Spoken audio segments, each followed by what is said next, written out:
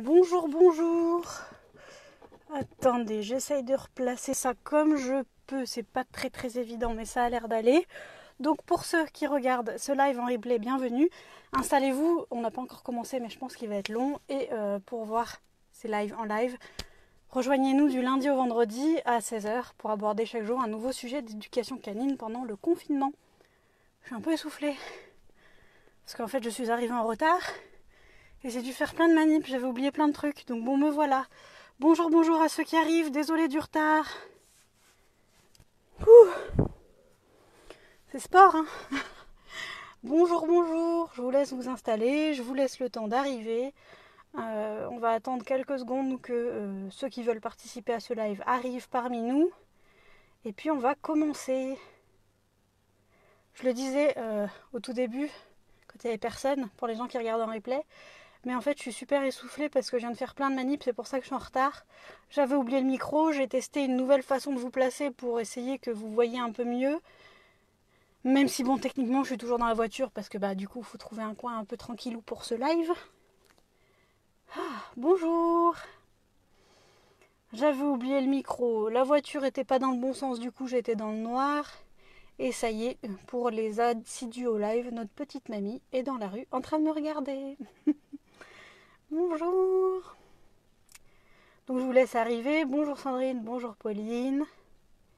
Bienvenue. Aujourd'hui on va parler, comme je vous l'ai dit, du chien réactif. Donc ça a l'air d'être pas mal. J'attends encore quelques secondes et puis après on y va. Donc j'espère que vous avez pris un goûter parce que je sais pas, vu le nombre de questions déjà qu'il y a, il y en a plus que d'habitude, mais surtout c'est un sujet qu'on peut peut-être mieux développer que d'autres. Donc le live risque d'être un peu plus long que les autres. Donc comme d'hab, je ne mets pas de pression de temps. J'ai un rendez-vous après, mais ça va. Donc je vais pouvoir gérer. Donc je prendrai le temps qu'il faut pour vous répondre au sujet de la réactivité canine aujourd'hui. Si vous avez des questions en cours de route, n'hésitez pas à les mettre dans les commentaires. Je répondrai, dès que j'ai fini ma réponse à la question en cours, je répondrai à votre question dans l'ordre d'apparition. Bonjour Anne. Bon, eh bien on va pouvoir commencer. Merci aussi de votre soutien, parce que je le dis tous les jours, mais je suis très reconnaissante du soutien que vous apportez sur les réseaux sociaux à ce qu'on fait. Très reconnaissante de vos participations à ces lives tous les jours. On a des noms qui reviennent tous les jours. Bonjour Béatrice, bonjour Hello. On a des noms qui reviennent tous les jours, ou au moins plusieurs fois par semaine. On est très reconnaissant avec Jérémy de tout ce soutien, et on espère que ça vous plaira, que ça vous plaît et que ça vous plaira encore un peu. Vous voyez bien, dites-moi s'il y a un bug avec le... Si jamais il y a quelque chose qui ne va pas au niveau du son ou de l'image, n'hésitez pas à le dire comme d'habitude. Je suis à votre écoute, je fais avec les moyens du bord, mais techniquement là vous êtes en équilibre sur le tableau de bord grâce aux clés de la voiture. Voilà, donc si jamais vous tombez en cours de route, je suis désolée, mais on fait comme on peut. Bonjour Emma. Bon, on va commencer. Bonjour Kinette, vous êtes déjà 15 en 5 minutes. Donc merci, 16 maintenant, donc merci beaucoup de votre soutien. On a essayé de les prendre dans l'ordre d'apparition un peu de ce qu'elles présentent, ça y est, j'arrive plus à parler français comme hier. On a essayé de les prendre dans le meilleur ordre possible d'apparition, vos questions, pour y répondre. Voilà, le premier arrivé, le premier qui a sa réponse, on va dire. Mais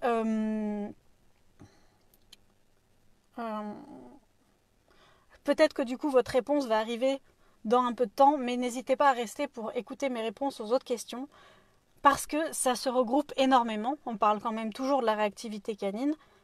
Par contre, autre point que je voulais aborder avec vous avant de commencer, c'est que la réactivité canine est un vrai problème de comportement. C'est quelque chose qui pourrit la vie autant du chien que de sa famille, que des autres, qui peut faire peur aux passants dans la rue, qui peut faire peur à d'autres chiens, qui peut perturber d'autres chiens qui n'ont rien demandé. C'est une vraie problématique. Donc, premier truc à vous dire, en tant qu'éducateur pro, le meilleur moyen de régler cette réactivité canine est de contacter évidemment un éducateur professionnel. Si vous êtes capable de mener des exercices de façon autonome en éducation canine en écoutant des conseils d'éducateurs canins, c'est quelque chose qu'on traite à distance, en se renseignant bien sur le chien et en étant sûr que la personne pourra appliquer ce qu'on dit.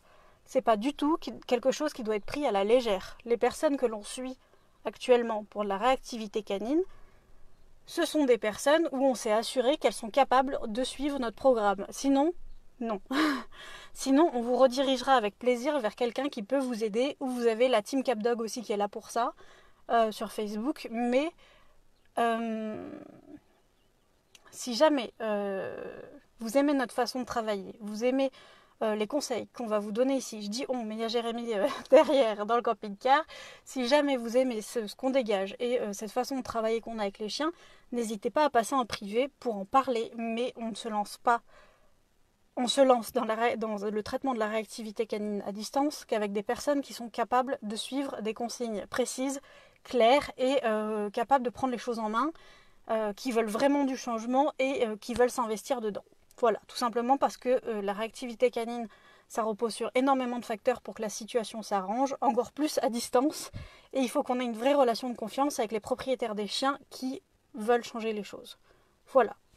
Donc avant qu'on nous contacte en privé, c'est avec plaisir qu'on vous renseignera et qu'on vous dira comment ça se passe pour ceux qui sont intéressés, mais faites un point sur vous avant de nous contacter, savoir si vous êtes capable d'appliquer des exercices à distance, de nous faire un suivi régulier, de nous donner des nouvelles, de vous investir réellement et si vous voulez vraiment changer les choses.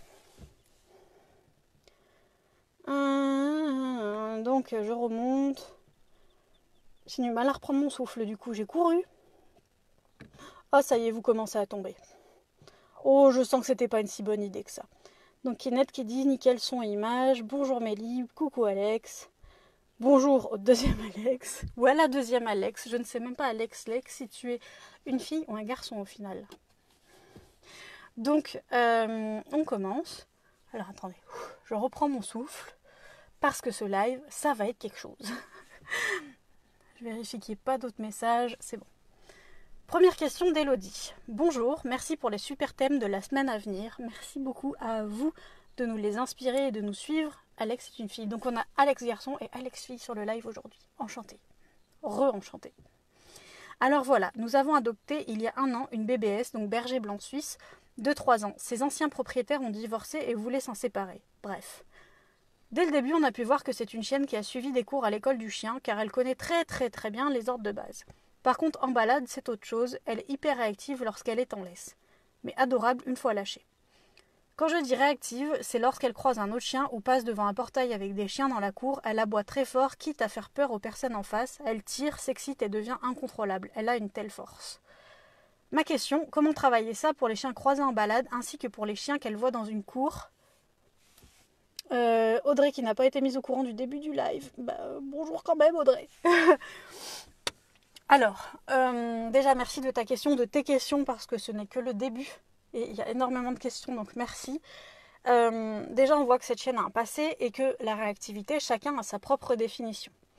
En tant que pro du chien, un chien réactif c'est un chien pour moi qui n'a pas des réactions contrôlées, qui n'a pas des réactions normales face à une stimulation.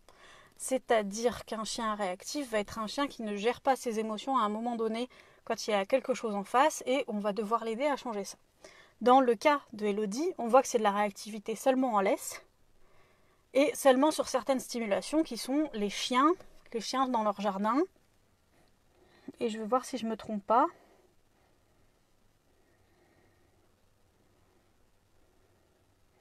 Donc on voit que c'est surtout sur les chiens. À ce que je comprends, c'est même que sur les chiens. Et que sa chienne en laisse, elle tire, elle s'excite et elle devient incontrôlable. C'est souvent le cas du coup des chiens. Et surtout là, on voit qu'elle est réactive en laisse, mais une fois lâchée, tout va bien. C'est typique des chiens qui réagissent par frustration. Parce que la réactivité peut avoir énormément de causes. En sachant que les éducateurs canins qui peuvent faire de leur métier un spectacle sur les réseaux sociaux, je ne vise personne, vous verrez très bien, si vous traînez sur YouTube ou Facebook, vous voyez très bien qu'il y a des éducateurs canins qui font du spectacle. Ces éducateurs-là vont vite tendance à mettre le mot agressivité. Même des vétérinaires vont avoir très vite tendance à mettre le mot agressivité sur de la réactivité canine. C'est hyper différent. C'est-à-dire que là, cette berger blanc suisse, par des personnes qui ne connaissent pas le chien, peuvent se dire que cette chienne est agressive et qu'elle veut bouffer tout le monde.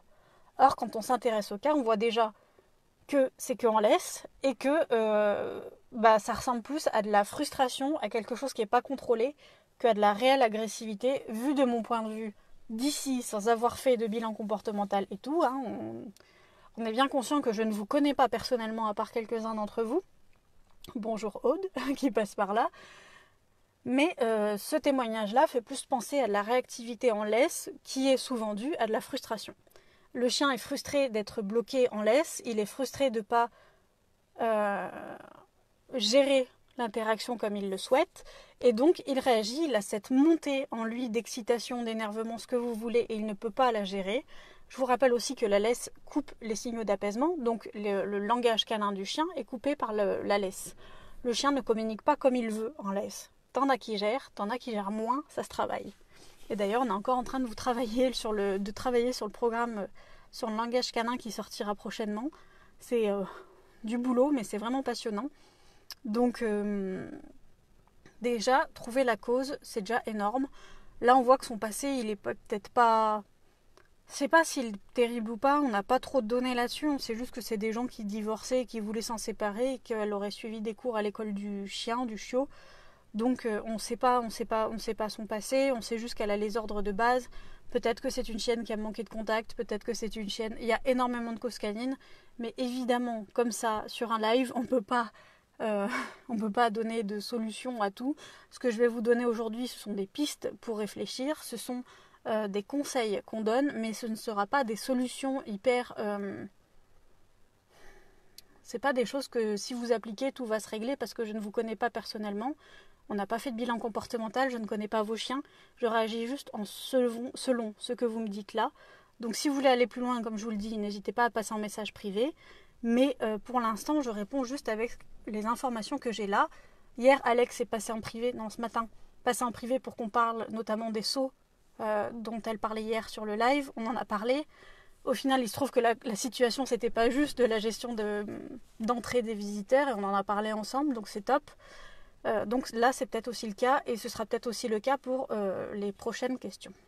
Donc je tenais juste à vous dire ça. Donc, comment travailler ça pour les chiens croisés en balade, ainsi que pour les chiens qu'elle voit dans une cour. Donc comme je vous l'ai dit, la laisse peut l'empêcher de bien communiquer.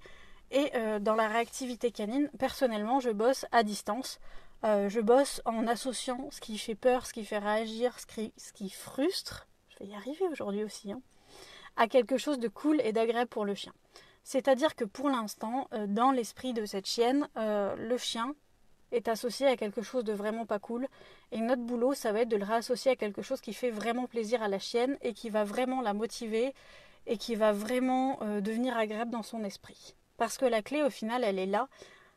Le travail de la réactivité, c'est de changer les émotions dans l'esprit d'un chien. C'est pas du tout le plus facile à faire dans ce métier, mais alors vraiment pas. Et c'est pour ça que depuis le début de ce live, bien plus que sur les autres sujets, je vous dis de vous faire aider par un professionnel et que c'est pas du tout un sujet à prendre à la légère. Donc, on apprend à distance et on réassocie à quelque chose de cool. C'est-à-dire, vous connaissez peut-être les histoires de zone de confort. Et si c'est le cas, je suis désolée, vous allez vous retaper le topo. Mais pour ceux qui ne connaissent pas, les zones de confort, c'est des distances autour du chien. Donc la zone de confort c'est séparé en 3 zones. La zone où vous êtes le plus loin de ce qui fait peur, de ce qui fait réagir, vous prenez le mot que vous voulez.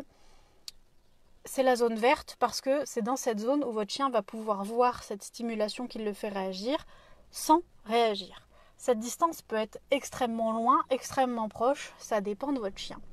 Donc, cette zone verte, votre chien est à l'aise dedans, il peut regarder en direction de ce qui fait peur d'habitude et ne pas réagir et vous écouter parfaitement. Ça, c'est la zone verte. Vous vous approchez, votre chien commence à bloquer et commence à moins vous entendre, mais il répond encore quand même un peu, mais pas à tous les coups. Il commence à bloquer et à prendre plus attention de ce qu'il y a en face de lui. On est sur la zone orange. Attendez 2 secondes. Il y a un mini tracteur qui vient de passer. Voilà, donc votre chien il commence à bloquer, vous commencez à perdre un peu son attention, mais il vous entend encore quand même un peu. On est dans la zone orange. Vous continuez à avancer en direction de ce qui fait peur. Votre chien, là, se met à aboyer, à tirer en laisse, comme notre fameuse berger blanc suisse. À tirer en laisse, à aboyer, à réagir, il devient incontrôlable. Là, il n'y a plus rien à faire, on est en foutue zone rouge. Donc dans cette zone rouge-là, il n'y a absolument rien à faire qu'à s'éloigner. Parce que votre chien est monté en pression, c'est trop tard. C'est vraiment trop tard. C'est fini, vous ne pouvez plus rien faire, votre chien s'est énervé, vous ne pouvez plus rien faire contre ça. Donc quand on travaille la réactivité canine, ces zones ne sont jamais parfaitement circulaires et changent en fonction de l'environnement. Si vous vous trouvez dans un endroit où il y a beaucoup de monde, elles peuvent être plus petites, plus grandes, ça dépend de votre chien. C'est pour ça que je vous dis que si vous vous lancez là-dedans, il faut vraiment être accompagné. Parce que si vous ne récompensez pas au bon moment, si vous ne faites pas les choses bien, si vous ne mettez pas dans le bon endroit, vous pouvez vite faire pire que mieux, mais très très rapidement. Et d'ailleurs, la réactivité canine, c'est quelque chose que j'ai pas traité moi en tant que pro au tout début. Les premiers mois de mon activité, je ne m'en occupais pas parce que, comme ce que je pense, ça devrait être le cas chez tout le monde, quand on n'est pas sûr de maîtriser un sujet, on ne le fait pas. Voilà. Donc, j'en étais où? Donc quand on bosse la réactivité d'un chien, on se place entre la zone verte et la zone orange. C'est-à-dire que si on se met dans la zone verte, ça ne sert à rien. Parce que ton chien, il ne réagit déjà pas. Donc il ne va rien apprendre. Si on se met dans la zone orange, il va bloquer. Donc il va commencer à bloquer. Donc tu n'es pas sûr que ton chien réagisse bien.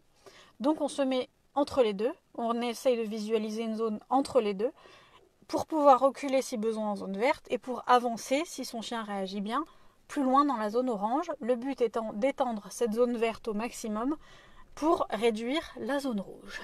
Voilà le but du travail. Et ça va être aussi de réassocier ce qui fait peur à quelque chose de cool dans l'esprit de notre chien. Pour ceci, on se place à distance. Et il y a quelques règles à savoir. C'est qu'on essaye de faire en sorte que le chien réagisse de lui-même. C'est-à-dire qu'on essaye de ne pas parler au chien. Par contre, il faut connaître le langage canin. C'est pour ça qu'on vous prépare une formation là-dessus. Parce que c'est hyper important et c'est utile pour absolument toute l'éducation ou la résolution des problèmes de comportement d'un chien. Et c'est quelque chose, à notre sens, qui n'est pas du tout assez appris aux propriétaires de chiens, à lire votre chien et à regarder ses réactions. Parce que le travail de la réactivité, c'est quelque chose qui va prendre énormément. Comme on a vu avec le travail de la solitude la semaine dernière, ça va pomper énormément du mental de votre chien. Ça va le fatiguer, ça va être très très dur mentalement si vous le poussez trop loin. Donc il faut savoir reconnaître quand on est allé trop loin et quand son chien a besoin de s'arrêter par exemple, ou quand c'est trop quoi. Donc on reste à distance et quand le chien, faut pas hésiter à se mettre trop loin au début pour avancer ensuite. Quand le chien ne réagit pas sur ce qui lui fait peur, on le récompense et on avance. Pareil, on avance de façon arc de cercle, pas en frontal, parce que là aussi on respecte le langage canin. Des chiens polis avancent l'un vers l'autre en arc de cercle, donc il faut respecter cela et faire cela aussi avec votre chien. Voilà. Donc on récompense le chien, on avance, la récompense faut archi bien la choisir, parce que si vous mettez quelque chose qui n'est pas assez motivant, votre chien, il n'aura pas de raison de le faire, de bien travailler. Plutôt, si vous choisissez, attendez, c'était pas français. À la place, si vous choisissez une récompense de forte valeur, vous motivez votre chien, mais souvenez-vous que c'est un foutu travail qui demande du temps, qui demande de la patience, qui demande des connaissances, qui demande des compétences, que des pros sont là pour vous aider, on en fait partie, mais il y en a d'autres. Voilà, on peut vous aider comme n'importe quel pro évidemment, mais ça demande un réel investissement personnel et c'est le genre de travail où quand tu commences, tu ne t'arrêtes pas. Parce que ce serait couillon quand même. Chloé. J'essaye de regarder ton commentaire. En parallèle sur ce chien, on peut aussi travailler la concentration, le focus sur l'humain, accompagne les autocontrôles pour aider à les gérer la frustration, le retour au calme rapide pour qu'ils apprennent à redescendre lors des pics d'émotion. Exactement, c'est quelque chose que je voulais dire dans le live. Il y a plein d'autres choses à travailler et vous allez en parler au fur et à mesure des questions. Pour pas répéter tout le temps la même chose justement, mais exactement le travail global de la gestion des émotions sur un chien réactif, c'est le travail de fond et le travail de la réactivité suivant les stimulations qui font réagir. Sur les stimulations qui font réagir, là c'est le travail qu'on va mettre en place sur le terrain, si je peux dire, Et on va s'aider évidemment des autocontrôles et de la gestion des émotions. D'ailleurs, c'est le thème de demain, la gestion des émotions. On va s'aider de ce travail-là pour faire un travail de fond et faire en sorte que le chien gère bien mieux. Mais il y a aussi ce travail du coup de réassocier la stimulation problématique à quelque chose de cool.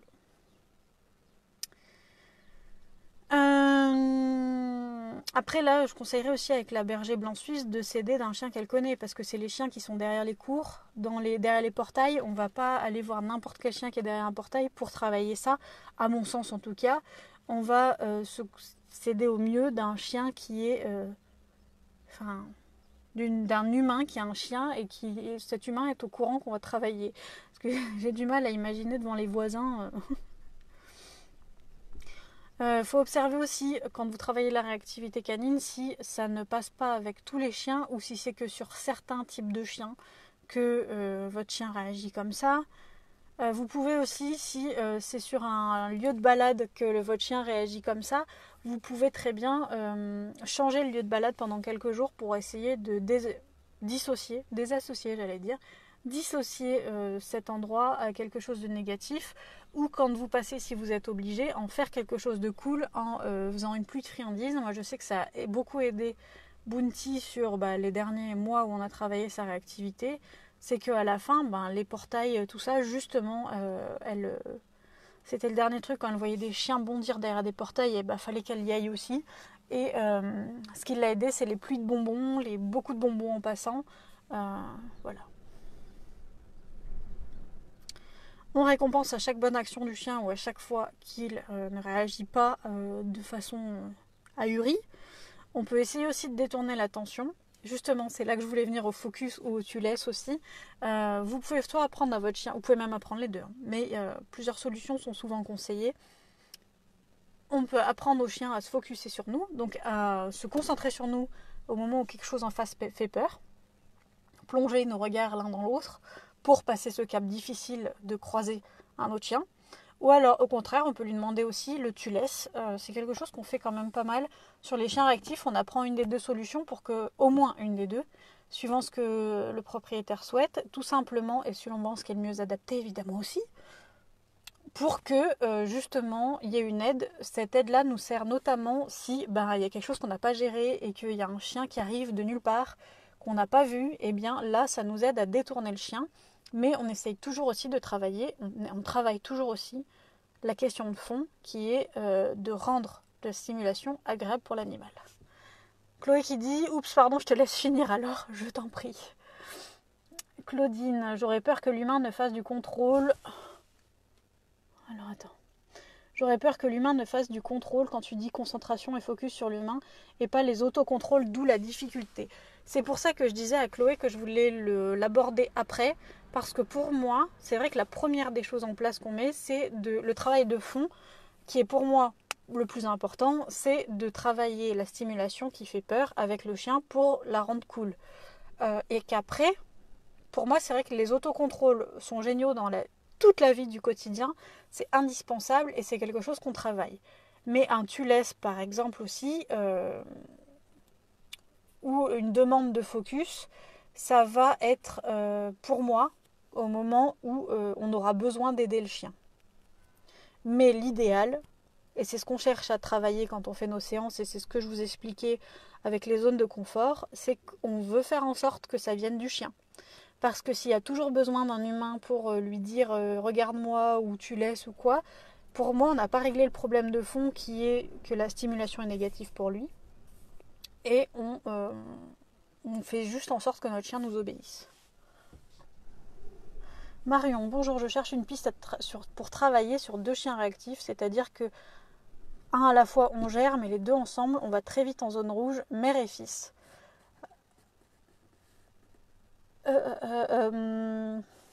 Pour 2 chiens en même temps, ça dépend, est-ce que les 2 sont réactifs à la même chose? Quand tu dis qu'on va vite en zone rouge, c'est sur la même stimulation? Ou c'est sur des stimulations différentes déjà? Parce que si t'en as un qui est réactif sur humain et l'autre sur chien, tu te retrouves un peu toujours en zone rouge parce qu'il y en a toujours un des 2 qui réagit. Je travaillerai les 2 séparément et à un certain stade du travail, je les remettrai ensemble pour les balades. Ou je Parce que même pour moi, travailler des deux réactifs ensemble, il faut que l'humain soit sacrément déjà observateur pour travailler un seul chien.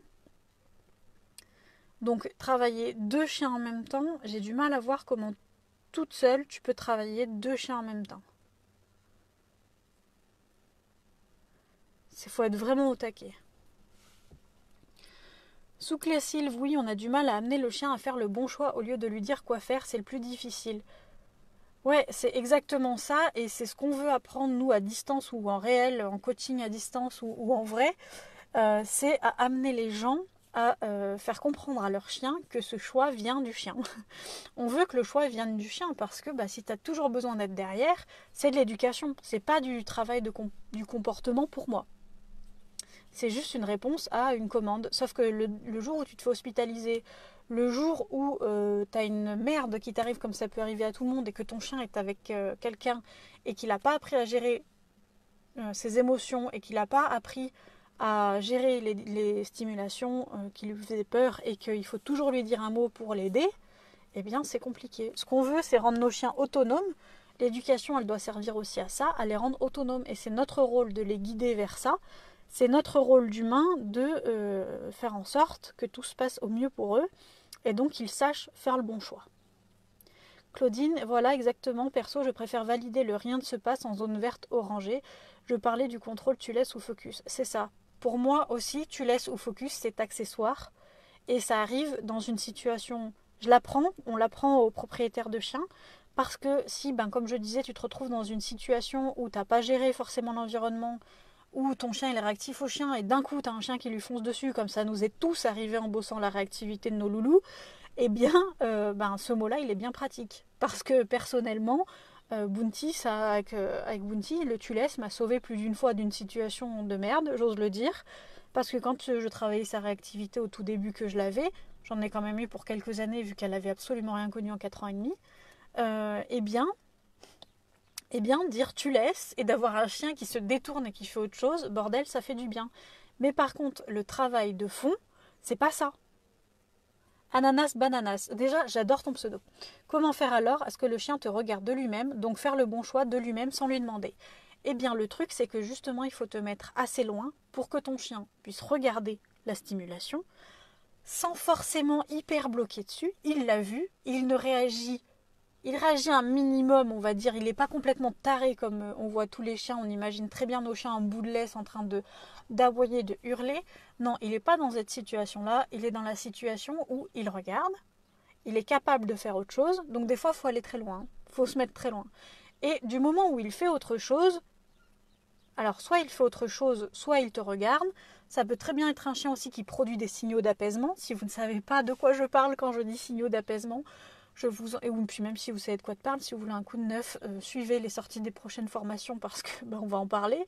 Et c'est essentiel dans ce genre de travail. Eh bien, si ton chien fait le moindre chose à part bloquer sur le chien, tu le récompenses avec quelque chose de forte valeur pour lui montrer que ça, c'est la chose à faire, que ça, c'est la chose qu'on attend de lui et que ça, c'est génial, génial, génial. Voilà. Voilà, ça peut paraître très con et très simple ce que je vous dis là. C'est pas du tout très simple et très con. Parce que quand c'est ton chien, quand tu aimes ton chien, quand ton chien d'habitude se met dans des états pas possibles, il y a aussi ton stress qui joue énormément. Ta situation joue énormément. C'est pour ça aussi qu'il faut être accompagné, que ce soit physiquement ou à distance. Il faut que vous ayez un pro qui puisse vous donner, comme nous on fait, ça fait des dizaines de pages, des comptes rendus avec des exercices précis. S'il y a besoin, on met aussi des vidéos, on vous suit au téléphone par SMS. C'est justement pour faire ce travail-là avec vous parce que vous pouvez vite faire pire que mieux. Claudine, entièrement d'accord avec toi. Moi, c'est halt, mais ça revient au même. Chapi chapeau patapo. C'est pour ça que je disais que c'était parmi d'autres choses à faire en parallèle. Oui, voilà, on est d'accord. Et Ananas Bananas qui dit merci beaucoup. Bien, on est tous d'accord, c'est génial.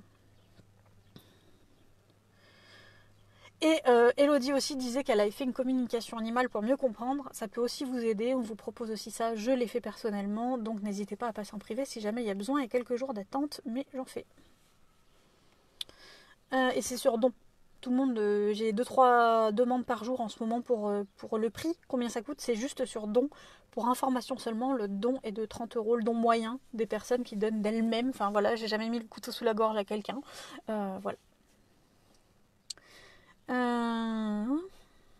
Donc, après, elle me remet un message qu'elle m'avait mis en message privé. Comme dit en MP, comment réagir quand notre chien se met à aboyer, tirer, se mettre sur ses pattes arrière quand on croise un autre chien et qu'on passe devant une cour avec un chien qui aboie au portail. On trouve la cause. Là,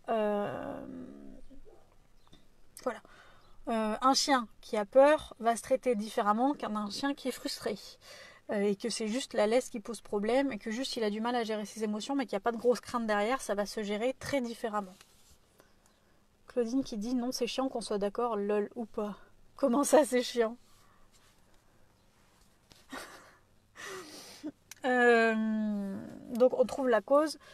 Tu peux détourner l'attention si tu en as besoin, mais n'oublie pas le travail de fond de réassocier cette chose-là à quelque chose de cool.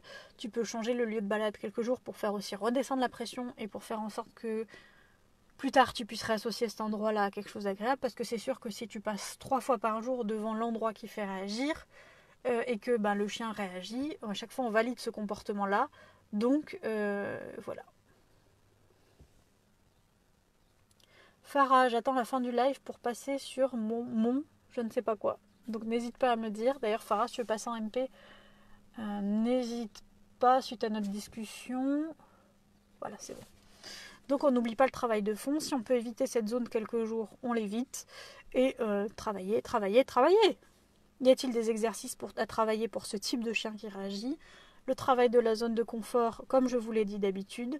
Lui apprendre à laisser le focus si besoin. Pareil aussi, il y a des gens qui disent que leur chien est réactif alors que des fois, c'est pas à chaque fois, mais c'est juste un souci de marche en laisse. C'est arrivé, ça me fait pas rire, hein, c'est nerveux. Mais des fois, tu arrives en clientèle, on te dit mon chien est une ordure, mon chien est une terreur, il réagit absolument sur tout. Non, ton chien, il est juste, il tracte, mais il réagit pas sur tout. Ou alors aussi, tu as des chiens qui réagissent, je pense aux voitures. On a eu un loulou qui réagissait qu'aux voitures blanches. Donc, voilà quoi. On apprend à son chien à dire bonjour poliment grâce à la technique à distance que je vous parlais tout à l'heure, à s'approcher doucement, à prendre en compte ses émotions. Et voilà. Il faut s'assurer que quand vous contactez un professionnel, vous soyez motivé à changer les choses et que vous seriez capable d'entendre des choses que vous ne voulez pas forcément entendre. Surtout quand on est une nana dans ce monde du chien, c'est des fois très comique. Claudine qui dit bon sang oui, on n'y pense pas assez. Merci de ton soutien Claudine. Mais c'est vrai que des fois, t'as des gens, le problème est en fait quelque chose d'assez simple. On s'assure évidemment qu'il n'y a rien autour, qu'il n'y a rien d'autre, évidemment. Et pour ça, nous en réel, c'est Lana qui nous aide. Mais voilà. Ornella, bonjour, est-ce que vous avez eu mon commentaire? Non. Capuche aux grandes oreilles attend toujours ton aide. Tu n'as pas reçu le bilan? Il est dans mon autre ordi, je vais te le renvoyer demain parce que je te l'ai envoyé. Donc je vais te le renvoyer dès que je peux, là, demain maximum, demain midi maximum, tu l'auras. Donc, y a-t-il... Voilà, les autocontrôles, on en a parlé aussi, c'est une aide, mais évidemment, le travail de fond, c'est la zone de confort et associer ce qui fait réagir à quelque chose de cool. Quels outils utiliser? Collier plat, harnais, autres, en sachant qu'elle a énormément de force. Un chien qui a de la force ou pas, de rien Marion, c'est normal. Un chien qui a de la force ou pas, on s'en fout de ça. Le principal est que votre chien ait du confort dans son équipement. C'est-à-dire que si tu imagine, comme moi, tu as peur des araignées. Imagine que comme moi, tu as peur des araignées et que en plus, quand tu vois une araignée, tu as un truc qui te fait mal et qui te retient. Je pense par exemple au collier étrangleur, au collier plat qui peut aussi faire mal avec un chien réactif. Tout peut faire mal avec un chien réactif, même un harnais. Surtout les harnais, je veux pas dire bas de gamme, je vais dire bas prix, parce que tu as des harnais qui sont pas forcément chers, mais qui m'ont l'air, de ce que je vois, de bonne qualité. Donc je veux parler, je vais dire bas de gamme. Des harnais de merdouille qu'on peut acheter comme ça, t'en as qui peuvent extrêmement blesser les chiens, comme pourrait le faire un collier plat. Et pourtant, eh bien, quand ton chien a énormément de force, et je sais de quoi je parle, on a que des louloutes qui font une trentaine de kilos et dont 2 étaient réactives, vraiment, le mieux est de chercher le confort de votre animal. Je maintiendrai ce que je pense. Le harnais, pour moi, est le plus adapté, notamment par le fait que l'attache est sur le dos. Voilà. Donc pour moi, t'as pas le...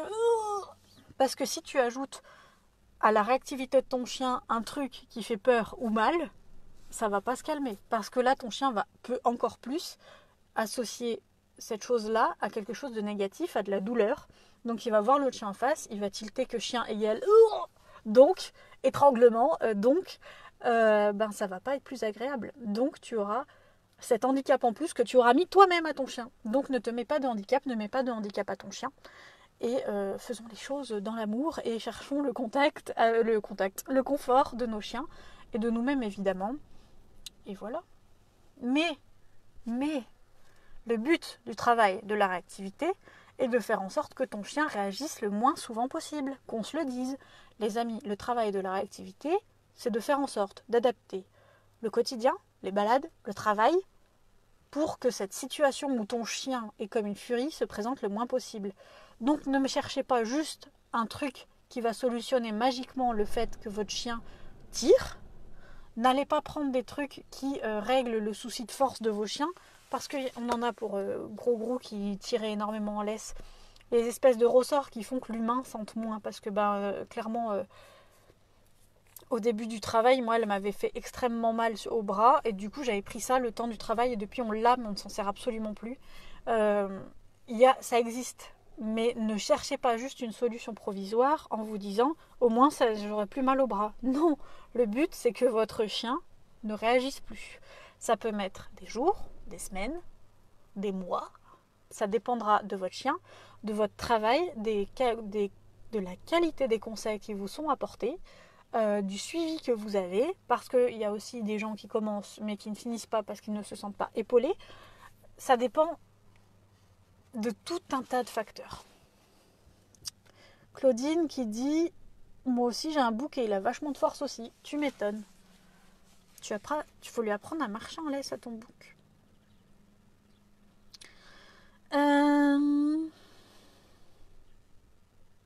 Quand faut-il récompenser? Faut-il utiliser une friandise plus appétante dans ce cas?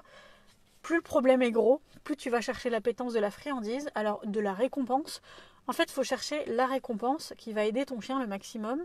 Cette récompense doit le motiver un maximum. Moi qui ai peur des araignées, si tu me dis à chaque fois que tu fais un pas vers l'araignée, je te donne 50 €, ou si tu me dis je t'en donne 200, je vais pas peut-être avancer aussi vite. Hein. Parce que si on me donne des sous juste pour approcher d'une araignée, moi je crois que je vais essayer de me forcer un peu. Et au final, l'araignée, je la trouverai cool. Ou je pense à Yannick de Canissimo. On a travaillé ensemble sur sa comptabilité. Et franchement, la comptabilité, ça a beau être mon ancien métier. La flemme, quand il faut la faire, quand tu fais un métier dont tu as toujours rêvé, et ben ton ancien métier, j'ai été commerciale, comptable, caissière, vendeuse en boulangerie. J'ai adoré la plupart des expériences, sauf l'expérience de la caisse à Carrefour. Mais même si j'ai des diplômes de comptabilité et que je sais faire la compta, et ben on essayait de se motiver en se disant on va se foutre des M&M's sur le bureau et à chaque fois qu'on va faire une bonne action, bim, un coup de cliqueur M&M's. Donc c'est pareil pour ton chien. Plus ton chien il a du mal à quelque chose, plus la récompense devra être de forte valeur. Parce qu'il faut le motiver, c'est normal. Et là, tu as un état émotionnel à changer en plus. Donc, c'est d'autant plus de travail. Et d'autant plus de motivation à apporter. Voilà. Vous devez me détester pendant ce live parce que je suis en train de vous dire qu'il faut travailler vous, quoi. Claudine, oui, il le fait aussi. Lol. Bah alors, si Claudine y arrive avec un bouc, je pense qu'on peut y arriver avec nos chiens. C'est comme au début que j'étais dans ce métier, un peu après, il y avait une personne, c'était la mode sur les réseaux de dire les éducateurs canins positifs, ils peuvent éduquer que les chiens de moins de 30 kilos parce que tu leur mets un rod dans les mains, ils peuvent plus rien faire. Et du coup, il y a une nana de je ne sais plus quel pays qui avait éduqué une vache. Comme ça, au moins, on ne pouvait plus lui dire, voilà quoi, tu peux pas éduquer tous les chiens. Ah là là, ce doux monde de l'éducation canine. Donc, Hello, elle dit merci. Merci à toi, Elodie. Question. Noémie, je crois qu'elle demande si le bouc de Claudine est réactif. Nicolas. Hello, mon chien, lorsqu'il voit du monde, court après, leur aboie dessus en sautant sur ses pattes arrière et oreilles dressées. Il revient après. Comment éviter ça? En le travaillant, je ne sais pas si tu es là depuis le début du live, mon travail. Si ce n'est pas le cas, je te conseillerais de re-regarder après le début du live parce que j'ai dû passer au moins un quart d'heure vraiment à l'expliquer. Mais on se met à distance, on travaille dans une zone où le chien réagit mais pas trop. Enfin, il peut regarder ce qui fait peur, mais il ne se surexcite pas, parce que si ton chien en arrive à sauter sur les autres, sur les gens en plus du coup, aboyer et tout ça, c'est qu'il est dans sa tête, dans sa bulle, dans sa réactivité, et il faut l'aider à distance à gérer ça et ne pas le laisser. Si tu le laisses sauter sur les gens, courir après et avoir ce comportement, tu valides ce comportement parce que tu laisses l'occasion à ton chien de le recommencer et il se récompense tout seul là-dessus. Si nos chiens produisent un comportement de réactivité, c'est qu'il y a une raison. T'as beau ne pas comprendre pourquoi il le fait, et souvent c'est ce qui arrive, on ne comprend pas du tout pourquoi nos chiens font ça, parce que d'un point de vue humain, c'est pas logique. C'est pas tout le temps logique d'un point de vue humain, alors que le pire des réactifs, c'est l'humain. Il n'y a qu'à voir, à chaque fois que parle Macron à la télé, on est les pires des réactifs. Hein. Mais quand c'est un chien, quand c'est une autre espèce que la nôtre, on a du mal à la comprendre parfois. Et donc le but, c'est que vraiment ton chien réassocie quelque chose, réassocie les humains à quelque chose de cool, et qu'il n'ait plus ce comportement de réagir et de sauter sur les gens, d'aboyer dessus. Parce que déjà, il se met dans un état de nerfs pas possible quand ça arrive, il se met dans une situation catastrophique mentalement. Il ne saute pas sur eux, il reste à distance. Donc il faut voir si c'est de la réactivité, si c'est un trop plein de joie, si c'est comme quand c'est quelqu'un qui arrive chez toi et qu'il est trop content et que du coup il n'arrive pas à gérer. Comme je le disais aussi au début de ce live, c'est très dur de vous conseiller et mes conseils sont à prendre pas avec des pincettes parce que ce sont des conseils professionnels, mais à adapter au cas par cas parce que j'ai pas vos chiens sous les yeux. Si tu as une vidéo, n'hésite pas à me l'envoyer en privé pour que je regarde ça après ce live. Pareil, si tu veux qu'on en parle, n'hésite pas à passer en privé parce que c'est important déjà de savoir d'où l'on part pour pouvoir ensuite le travailler. Elodie, merci pour toutes tes réponses au travail. Lol, si tu as besoin d'aide, n'hésite pas à passer en privé. C'est avec plaisir. Marina, coucou Marina, ça fait un moment. Tu as raison, aider un chien réactif demande énormément d'efforts et de travail de la part de son humain. Pour Ice, c'est un travail sur plusieurs années, mais il y a de vrais progrès et c'est un travail extrêmement riche, même pour le maître. Je voulais aussi en parler pendant le live, mais vous êtes énorme, vous me parlez... Quoique, attendez, c'est quelle heure? Ouh, 48, on n'a fait qu'une question les gars.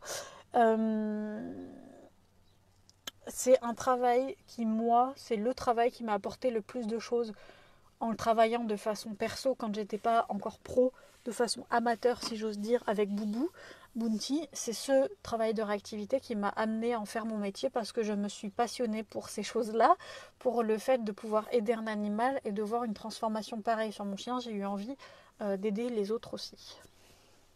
Et ça fait aujourd'hui 7 ans que c'est mon métier. Noémie, fais-tu une différence entre réactivité de peur intense, je parle des humains par exemple, sur un toutou hypersensible et phobique de tout, style se couche et n'avance plus, se fige. Alors, tu me dis, sur le travail, réactivité de peur intense, oui, sur les chiens qui présentent des fortes angoisses, des peurs en plus, quoi qui cause cette réactivité, on s'aide souvent de méthodes naturelles apaisantes. Là, on s'aide d'autres professionnels. Mais on prend une aide pour gérer. Tu as un travail aussi derrière de fond sur la peur parce que si tu règles, généralement c'est peur intense chez le chien, ne se retrouve pas que dans la réactivité, ça gâche toute la vie du chien. Donc il y a un travail de fond à faire sur cette peur qu'il vit. Et donc on peut s'aider de la com animale, magnétothérapie, lithothérapie, phytothérapie, zoopharmacognosie. C'est les choses dont on s'aide généralement, même si j'aimerais énormément faire une formation sur de la médecine énergétique. Mais c'est pas encore dans mon budget. Mais j'aimerais beaucoup associer la com animale à de la médecine énergétique dans le futur. Mais voilà, il faut faire aussi ce travail pour que ça évolue. Vous l'avez peut-être vu passer là à côté. Une petite dame qui est passée. Donc, question de Anne Rubio. Alors, je suis en train de me demander si ce live, on va pas le faire en 2 parties. Parce que c'est déjà 16h50, les gars. Je vais vous tenir jusqu'au bout là ou pas? Question de Anne Rubio. Bonjour, bonjour, j'ai vu que tu avais planifié la semaine prochaine avec notamment le chien réactif mardi. J'ai une question par rapport à ça. Django est réactif en laisse, mais aussi dans la voiture. La réactivité s'est accentuée depuis peu. Jusqu'à présent, il aboyait quand on croise un chien, mais maintenant, il aboie aussi quand on croise des personnes, des enfants, des vélos. Je ne sais pas comment réagir dans ces moments. Est-ce qu'il faut ignorer? Là, on a une autre activité qui est en plusieurs étapes. C'est-à-dire que ça a commencé par un chien qui aboie dans la voiture sur les autres chiens et qui, depuis quelque temps, ça s'aggrave et il aboie sur tout. Donc, qu'est-ce qui a déclenché ça à la base? Qu'est-ce qui a déclenché le changement, encore une fois, pour qu'il aboie maintenant sur tout et n'importe quoi? Il y a aussi ça à voir, comme d'hab, le début, le, la cause, faut traiter ça comme d'hab, ça c'est toujours pareil. Après, pour ces chiens-là, qui était aussi le cas de Bounty, décidément j'ai eu la plus parfaite des chiennes pour me former, elle c'était les chiens, et maintenant encore que les gros chiens noirs, sombres, elle peut encore le faire de temps en temps, mais c'est très rare. Plus de friandises quand on est en voiture, et évidemment si t'es au volant on va éviter, hein. Mais s'il y a quelqu'un à côté ou que tu es à côté, quand on croise quelqu'un, on associe. Parce que là, t'as pas forcément le choix de la distance. Tu es en bagnole, il y a quelqu'un sur le trottoir, ton chien va aboyer. Personnellement, je jette les bonbons. Je fais une pluie, il n'y a pas d'autre mot, je prends un poignet, je jette derrière. Parce que, d'une, ça peut changer les idées de ton chien, ça peut le détourner. Parce que des fois, à cette distance-là, et si ton chien a déjà commencé à monter en pression, tu laisses, tu vas pas forcément avoir un bon résultat. Moi, au début, je pariais pas sur le tu laisses, donc je balançais les friandises. Donc ça peut le détourner, ça peut lui montrer qu'il peut se passer quelque chose d'hyper agréable quand un chien arrive, et donc ça associe en même temps la présence de l'autre chien à quelque chose de cool. On trouve la cause. Quelque chose aussi d'autre, l'aboiement chez le chien s'auto-récompense. C'est-à-dire que le chien qui aboie va en général continuer. Donc, une fois qu'il est dedans, à part le détourner ou avoir déjà appris en amont à faire quelque chose, le détourner. Après, tu peux, on l'a déjà travaillé aussi, ça, faire des tours de parking en voiture pendant les cours d'éducation. J'en ai fait des heures pour aider les chiens dans les voitures à ne pas réagir à ce qu'il y a aux alentours. Ça se travaille avec quelqu'un généralement de consentant et qui est au courant que tu fais ça. Comme ça, tu peux te mettre tout seul sur le parking d'un collège le samedi matin, je parle en connaissance de cause, pour aider ce chien à ne pas aboyer sur ce qu'il y a aux alentours en dehors de la voiture. Ça se travaille aussi énormément. Donc, prendre les choses en main, mais une fois que ça arrive, tu jettes si ça t'arrive et que c'était pas travaillé, que c'est pas assez travaillé, plus de bonbons. Audrey qui dit la peur c'est compliqué, mais qu'est-ce que c'est bon de voir son chien évoluer. Loki a enfin progressé, je suis si fière de lui, bon courage, et la phyto nous a beaucoup aidé. Merci Audrey de ton témoignage, j'adore ce petit Loki et j'adore cette petite Audrey. Ensuite, Anne nous a dit est-ce qu'il faut monter le temps, le temps, est-ce qu'il faut monter le ton, entre parenthèses, mais je pense que ça ne fait que l'encourager, lui dire stop ou non. Alors en fait, quand ton chien il est monté en pression, il ne t'entend plus. Donc déjà que dans la vie normale, de dire non ou stop à ton chien si ça n'a pas été appris avant, ça sert à rien. De t'énerver, ça ne sert à rien. Parce que si tu montes en pression, ton chien, il va pas redescendre. On en parle souvent, c'est une éponge émotionnelle, votre chien. Donc si vous êtes en tension, comment vous voulez que votre chien soit calme? Et c'est une question que beaucoup d'entre nous devraient se poser, et que Jérémy s'est posé et qui a fait aussi un formidable changement chez lui, et moi aussi d'ailleurs. On était, avant d'avoir un chien, tous les deux des gens très nerveux. C'est-à-dire que moi, je pouvais me mettre à hurler pour un oui, pour un non, alors que là, ça fait clairement des années que j'ai pas hurlé. De colère, voilà. Ça fait des années que je me suis pas énervée. Ça fait des années... Enfin, je suis très zen dans ma vie. Et Jérémy, lui, ce changement-là chez lui est un peu plus récent. Et franchement, ça change la vie de travailler avec un réactif. Surtout en méthode positive. Parce qu'évidemment, si tu es comme tous ceux qui font du spectacle sur les réseaux sociaux et qui martyrisent des chiens par plaisir, évidemment, c'est pas les plus calmes du monde. Donc je parle là, évidemment, pour les personnes qui exercent, qui travaillent leur chien de manière cool, calme, sereine. Donc c'est ce que je vous conseille, parce que vous ne pouvez pas demander à un être humain, à un être sensible autour de vous, peu importe quel qu'il soit, de rester calme si vous êtes énervé. Donc déjà, on reste calme soi-même. Ça fera qu'empirer les choses si on s'énerve. Ensuite, l'utilisation du non, c'est pas que je suis contre, de dire non à son chien, pas de le hurler, hein, de dire non, comme on dirait un tu laisses, parce que, en fait, des fois, c'est le mot qui vient naturellement. Nous, c'est tu laisses.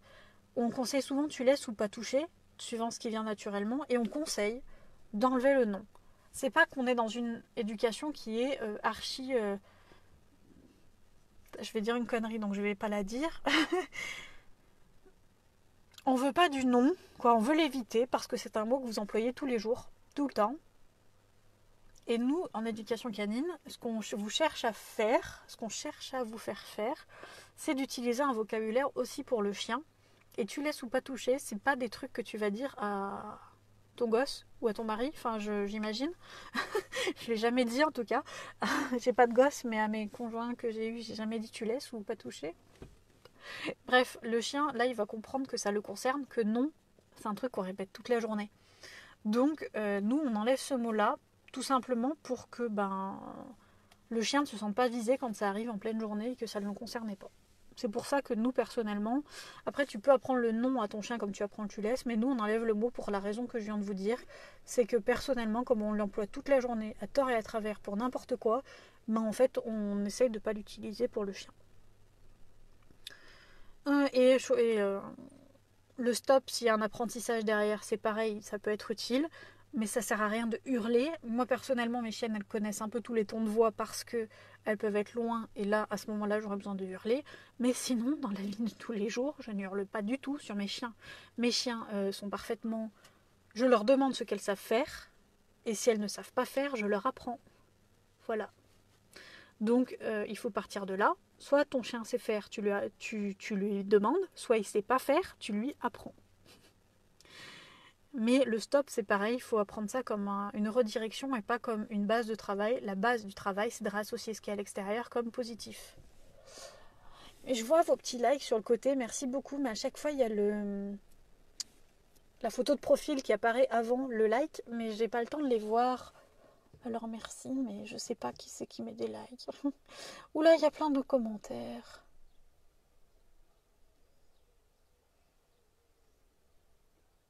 Oh bordel. Audrey qui dit: mais si on a un chien réactif de peur, quand il aboie, il est déjà souvent dans le rouge, donc faire la pluie de friandises, on risque d'avoir un chien qui ne s'intéresse plus à la nourriture, donc est-ce qu'il fera la bonne association? C'est pour ça que depuis le début, Audrey, tu as raté le début du live. Je rigole, mais je le dis depuis le début, travailler à distance. Et c'est sûr que si tu mets un chien réactif aux autres chiens et un autre chien là, à 3 mètres, et que tu fais une pluie de friandises, évidemment que ça ne va pas marcher. Évidemment. Travailler à distance, loin, loin, loin, loin. Vraiment travailler à distance et arrêtez de vous concentrer que sur le résultat. Comme on dit, le voyage c'est le chemin, pas la destination. Profitez des apprentissages que vous faites faire à votre chien pour le faire évoluer, mais pour vous faire évoluer vous aussi. Tout le monde a un objectif avec son chien quand on travaille en éducation canine. Fixez-vous un objectif, c'est certain. Mais par contre, concentrez-vous sur le chemin aussi que vous faites avec votre chien. Concentrez-vous sur ce que vous proposez, sur la qualité de ce que vous proposez tous les jours à votre chien. Concentrez-vous sur des méthodes qui marchent, pas sur du putaclic ou du spectacle qu'on peut vous proposer sur les réseaux sociaux. Pas moi. Vous voyez très bien, je suis dans une voiture, je vous fais un live. Je ne vous propose pas de putaclic, ni de spectacle, ni de rien de tout ça. On essaye de vous montrer la vraie vie. On essaye de vous donner les conseils. Et c'est pas on essaye, on le fait. Tous ces conseils que je vous donne aujourd'hui, c'est des conseils qu'on donne aux clients, qu'on a aux personnes qui nous font confiance pour les accompagner avec leurs chiens. Mais bordel, concentrez-vous sur vos chiens. Concentrez-vous sur... Oula, il y a plein de likes. Concentrez-vous sur... vous aimez bien quand je gueule, en fait. Concentrez-vous sur ce que vous leur faites faire, sur vous faire accompagner par des pros. Un pro, vous allez pouvoir le choisir. On fait des séances, je ne vous arrête pas de vous le dire depuis qu'on fait ces lives. Depuis 2 ans, 2 ans et demi, voire même 3 ans, j'en sais rien. Ça fait 3 ans qu'on propose des formations en ligne. Donc ça fait quelque chose comme 3 ans qu'on propose des suivis à distance aussi parce que... Notre but, c'est de voyager, donc on veut aider les personnes qui en ont besoin pendant ce voyage, donc aussi à distance. Notre but, c'est de vous aider. Si vous décidez, après ce live, m'envoyer un message privé pour faire un bilan comportemental, pour voir si on peut vous aider, pour juste parler, on sera là. Il y a des dizaines de personnes par jour qui viennent me parler, qui ne prendront jamais une foutue séance. Et je m'en fous. Notre but ici, notamment avec ces lives, c'est de vous aider. Mais par contre, moi de votre côté, je voudrais que vous preniez conscience de l'importance de ce genre de travail et de l'importance de l'accompagnement que vous allez faire, vous, avec votre chien. Parce que même si vous rencontrez un éducateur canin dans la vraie vie, c'est vous qui vivez tous les jours avec. Donc, ne vous dites pas que demain, le truc va être réglé parce que Pierre-Paul Jacques sur Internet vous dit que votre chien il est agressif, qu'il faut le mettre sur un terrain bâillonné avec un autre chien en face ou qui lui fonce dessus et que ça va se régler comme ça. Non, non. Le truc, c'est que ces travails-là, j'ai absolument visé personne, hein, vous avez vu, personne. Ces travails-là sont des travails de fond et de fond et de fond. Ça va vous prendre peut-être des mois, peut-être des années. Mais je vous assure que si vous le faites, que si vous tenez, que si vous faites l'effort, que si vous faites accompagner, c'est quelque chose qui va vous changer la vie. Mais ça peut tellement vous changer la vie que pourquoi vous vous en passez? Ne pensez pas à juste régler la chose en surface. Quand je vous parle de plus de friandises, d'ordre de redirection comme le tu-laisses ou autre, ce sont des solutions que vous pouvez utiliser si vous vous retrouvez bloqué dans une situation, que vous êtes allé trop loin en éducation, que votre chien réagit alors que vous ne l'aviez pas prévu. Parce que l'erreur est humaine. Même nous, on peut s'en servir. C'est pas parce qu'on est des pros qu'on ne fait pas d'erreur. Sinon, ce serait beaucoup trop beau. Avec nos chiens, on est les moins pros du monde, tous, avec nos chiens. Mais par contre, quand on est avec vos chiens, c'est autre chose. On est des pros. Mais avec nos chiens, on est des propriétaires de chiens. Donc, même nous, il y a la petite mamie de tous les jours. Une petite mamie qui vient tous les jours regarder devant ma voiture, voir si tout se passe bien, je pense, je sais pas.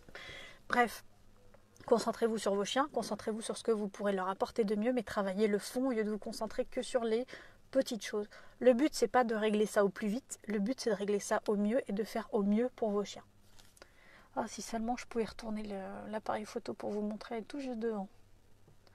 Donc, Chloé qui dit, dans tout ça, il faut quand même que l'état émotionnel permette de prendre la nourriture ou autre renforçateur. C'est pour ça qu'il faut se mettre à distance si ton chien... Elle est passée là, la petite mamie. C'est pour ça que si ton chien, même à distance, il ne prend pas...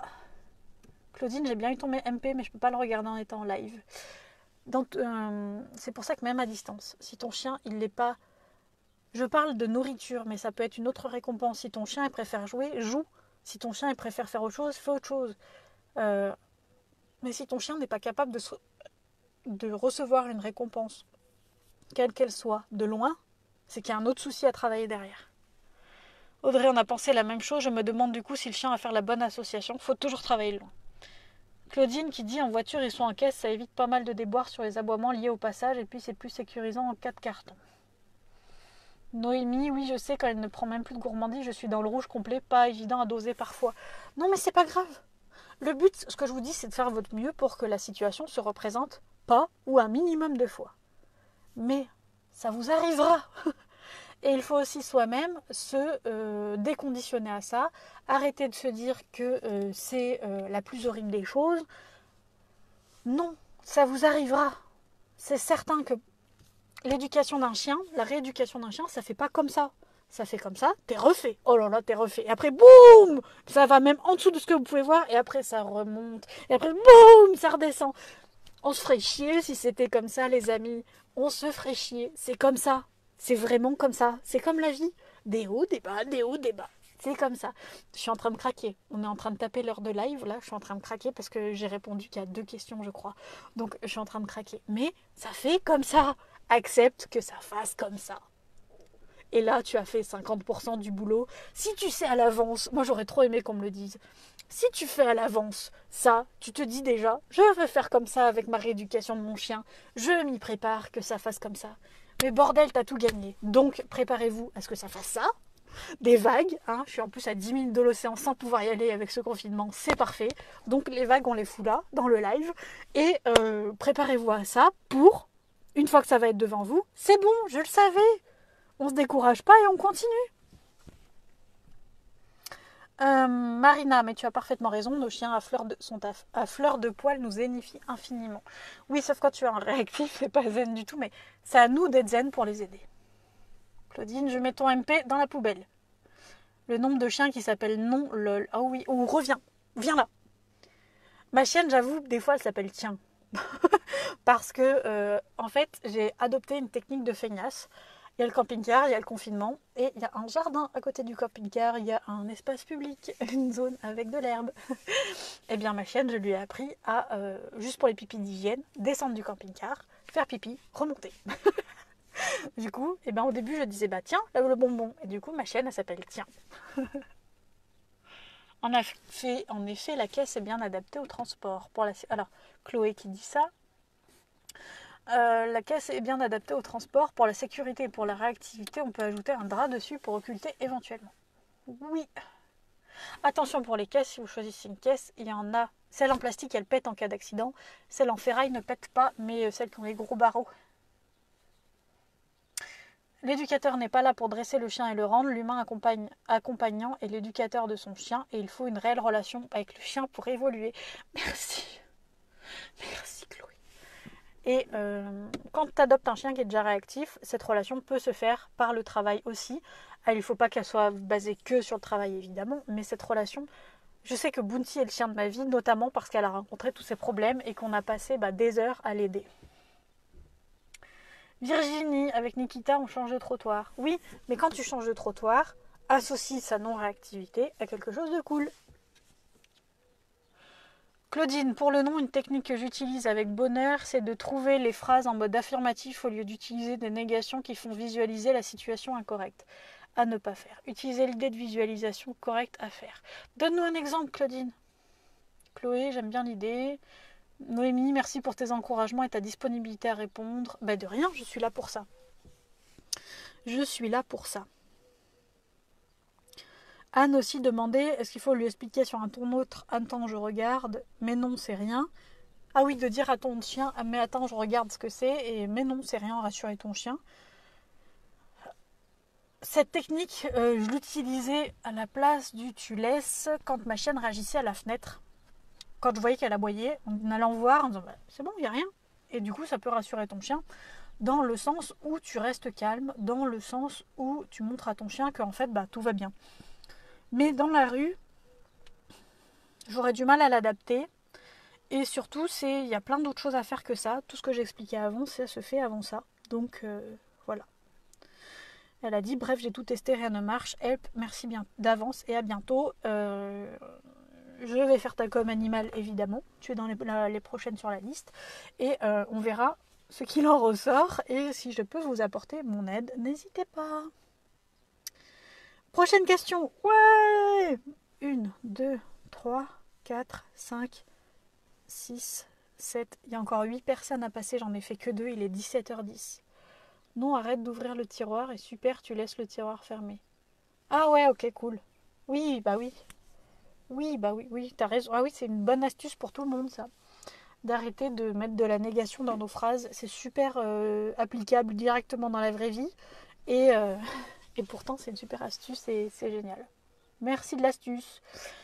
Chloé, oui, je crois que c'est un tout, un cercle. La relation se crée à travers le travail, le jeu. En tout cas, ça se fait avec une bonne relation. L'un crée l'autre et améliore l'autre. Les exercices jeux sont plus faciles avec une bonne relation et celle-ci entretient à travers tout ça. Ouais, exactement. Anne, merci Bérangère. De rien, merci à toi. J'espère que ça a pu t'aider. Chloé qui dit top. Prochaine question. Prochaine question de Pauline. Question pour mardi. Chien réactif. Pato n'est pas réactif, il est plutôt ok avec les autres chiens si tout le monde est en libre. Sauf lorsqu'on croise un grand chien attaché, alors là il va lui aboyer dessus avec une crête énorme en signe d'inconfort, comme s'il le provoquait. Pourquoi ? La laisse, je vous l'ai dit, couper la communication canine. On va en parler dans le prochain programme qui va sortir sur le langage canin. De comment adapter ça et comment travailler ça. Je suis désolée, ça me gratte le pollen, c'est horrible. Donc la laisse empêche de communiquer correctement. Donc peut-être que ce gros chien, déjà ton chien a peut-être une appréhension des gros chiens. Et en plus, le gros chien attaché ne peut pas communiquer correctement parce qu'il est en laisse. Donc si ton chien parle avec lui, le chien, qui parle par des mimiques, par des signaux d'apaisement, ton chien parle avec lui, mais qu'il n'a pas de réponse, ça fait monter tout le monde en pression. Parce que les chiens ne se comprennent pas. Voilà. Se sent-il menacé du fait que le chien soit attaché? S'il lui arrivait une mauvaise expérience dans son passé, avec un chien attaché qui a pu lui foncer dessus et l'attaquer, ou autre, peut-être, ça se peut. Mais avec ce manque de communication, ça peut tout simplement être le fait que ton chien ne soit pas à l'aise avec le manque de communication d'un autre chien, le manque de liberté d'un autre chien, le fait qu'il n'a pas assez d'aisance pour communiquer avec lui, ça peut être tellement de choses, voir si le chien d'en face produit des signaux d'apaisement ou pas, et si le tien aussi en fait, parce que ça peut être souvent la réactivité canine part d'une mauvaise compréhension entre les chiens. Et tu rajoutes, en général, je le rappelle, je fais diversion avec autre chose en m'éloignant, mais bon, parfois ça pourrait se passer moins bien, et il se peut qu'un jour je n'arrive pas à anticiper et que ça parte en cacahuète. Pato ne fait que 20 cm de haut, c'est un croisé teckel, il se sent pousser des ailes et aboie des chiens de catégorie muselés, sans y voir aucun problème, il me fait des sueurs froides des fois. On ne gère pas. Alors, si certains ici pensent que les petits chiens sont hargneux, salut. Ça dépend de chaque chien. Ça dépend de chaque comportement, ça dépend de chaque vécu, ça dépend de chaque génétique, ça dépend de chaque plein de choses, ça dépend de ce que tu fais vivre à ton chien, ça dépend d'énormément de choses. Tu peux faire diversion et t'en aller, mais au final, comme je le dis depuis le début, cette chose ne sera pas réglée dans le fond, parce qu'à chaque fois tu fais diversion et à chaque fois tu t'en vas. Donc il faut prendre son courage à deux mains et te dire je m'y mets ou je m'y mets pas. Et si tu t'y mets, tu t'y mets. Si tu t'y mets à fond et tu travailles ton chien et ça va te prendre du temps, oui. Mais comme je vous le dis depuis tout à l'heure, la beauté, c'est le voyage, c'est pas la destination. Tout ce que vous allez apporter à votre chien, c'est du bonus pour votre vie. Imagine si demain tu n'as plus à esquiver les gros chiens en laisse parce que ton chien n'y réagit plus. C'est un truc de dingue. Ta vie, elle sera changée. Ta vie, elle va être modifiée par ça. Même ta vie à toi, d'humain, va être modifiée. Donc, fais-le, Pauline. Fais-le. Travaille ton chien avec un professionnel, je vous le répète aussi. La réactivité, pour moi, ne se traite pas à la légère. Même à distance, on est prêt à aider beaucoup de monde, mais il y a des personnes qu'on ne prend pas ou on redirige vers quelqu'un en réel parce qu'on se dit cette personne ne pourra pas suivre à distance, ne pourra pas. Déjà, les personnes qui ne sont pas à l'aise avec les mails, les SMS, les appels, les trucs comme ça, on évite parce qu'on se dit peut-être que notre information va mal passer. On envoie toutes les ressources possibles, mais faites-vous aider d'un pro. Faites-vous aider. Parce que, ouais, tu te dis c'est un budget. Ouais, c'est un budget. Et encore, nous, on a fait une sacrée promo là pour les suivis à distance pour aider les personnes à justement prendre en main l'éducation de leur chien pendant le confinement. On a fait une sacrée réduc pour vous aider, mais oui, c'est un budget. C'est un budget, oui, oui. Mais c'est un budget que tu vas pas foutre dans le vétérinaire, c'est un budget que tu vas pas mettre dans le dernier truc à la mode, le dernier accessoire révolutionnaire. C'est du temps que tu vas gagner, c'est une écoute que tu vas avoir que tu vas trouver nulle part ailleurs, c'est une oreille attentive que tu vas avoir aussi. Voilà quoi. Ça se quantifie pas tout ça. Claudine, putain, pardon pour le gros mot, c'est Claudine. Pablo s'est barré, désolé, je décroche. Saleté de cochon. Bon, bah bon courage Claudine pour partir courir après ton cochon. Voilà, donc traite le problème de fond. Petit cailluche. Ça fait plaisir d'avoir une de tes questions si tu passes par là. Question pour mardi, j'ai une chienne qui est ok avec les chiens généralement, mais une chienne avec beaucoup de jus et quand on croise un chien et qu'elle est en laisse, elle veut aller le voir et tire. As-tu des conseils, sachant que j'ai tout essayé, les friandises, elle s'en fout, le jeu ça dépend du chien en face, ça peut marcher. Même conseil que depuis le début, travail à distance. Là on voit que c'est de la... Je sais pas si je mettrais réactivité, je mettrais plutôt frustration sur ce problème-là. T'as juste une chienne qui, quand elle croise un chien, tire un peu beaucoup. Et du coup, c'est plus de la frustration de ne pas pouvoir y aller comme elle veut. Mais est-ce que c'est vraiment de la réactivité? On est à la limite quand même des deux. On travaille à distance, on se rapproche au fur et à mesure, on travaille avec un chien consentant, un binôme chien-humain consentant. On travaille au début le fait de voir un chien immobile, puis après en mouvement. Comme je le dis depuis tout à l'heure, on travaille avec les zones de confort, c'est-à-dire que là, si tu vois qu'elle réagit, c'est que tu es trop loin. À distance, elle s'en fout, oui, c'est de la frustration. Eh bien, travaille d'abord à distance pour lui montrer qu'elle a la bonne solution à distance. C'est ça la clé que je vous donne depuis le début. C'est si ta chienne, elle s'en fout à distance, très bien, appuie ce comportement-là parce que c'est ce comportement-là que tu veux voir se reproduire même à côté, même près du chien. Donc, tu appuies là-dessus. Si ta chienne, elle réagit moins aux friandises qu'au jeu, joue ou augmente la valeur de tes friandises si tu veux tester avec d'autres friandises. Mais joue et voilà. Donc travaille à distance au début et après tu te rapproches petit à petit, tout petit à petit. Faut pas aller trop vite. Si tu vois qu'elle commence à tirer, c'est que tu es allé trop loin. Donc tu recules, ton chien va redescendre en pression et là tu recommences de cette zone-là pour ensuite avancer petit à petit. Quand une zone est acquise, quand une distance est acquise, on se précipite pas à 3 mètres en avant tout de suite pour retravailler. Non, on avance un petit peu et en arc de cercle. Pour pas être mal poli avec l'autre chien. Chapi Chapeau qui dit surtout c'est un confort de vie, une zénitude de vie et une belle relation. Mais oui, enfin, il n'y a pas de raison de pas faire d'éducation canine.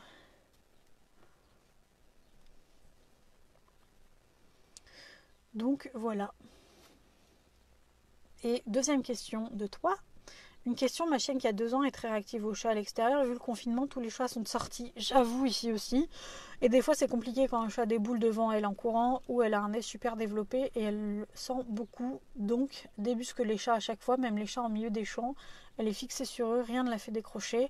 Là, c'est ce que j'ai fait, mais uniquement le croisement où elle va tirer. C'est que tu as juste les derniers mètres à travailler.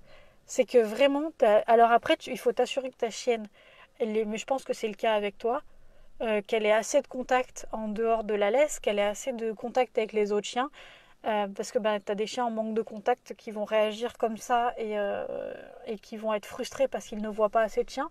Donc assure-toi qu'elle a assez de contact avec les autres loulous pendant le reste de la semaine en détaché, qu'elle peut faire sa vie, qu'elle peut parler comme elle veut à certains chiens.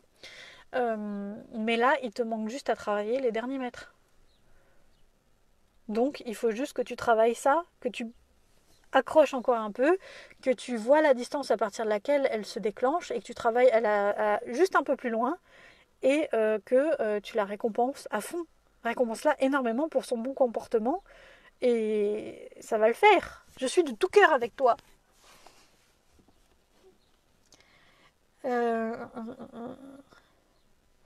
J'avoue, pour les chats, on a le même problème avec Kira en ce moment. C'est super chaud parce que tu peux pas prévoir où sont les chats. Pour nous, on travaille avec le tu laisses. On travaille après quand hier soir par exemple j'ai vu que très loin il y avait des chats. J'ai travaillé à distance pour essayer d'associer dans l'esprit de Kira le chat à quelque chose de cool. Mais soyons d'accord, avec les chats, ce qui les fait triper, c'est quand ils se mettent à courir. Et là ton chien, c'est de la prédation, c'est un comportement naturel. Donc c'est très très chaud. Donc nous là, c'est ce que je vous disais tout à l'heure, quand on se retrouve face à face avec un chat, eh bien on lui demande tu laisses. Voilà. Ou on détourne l'attention.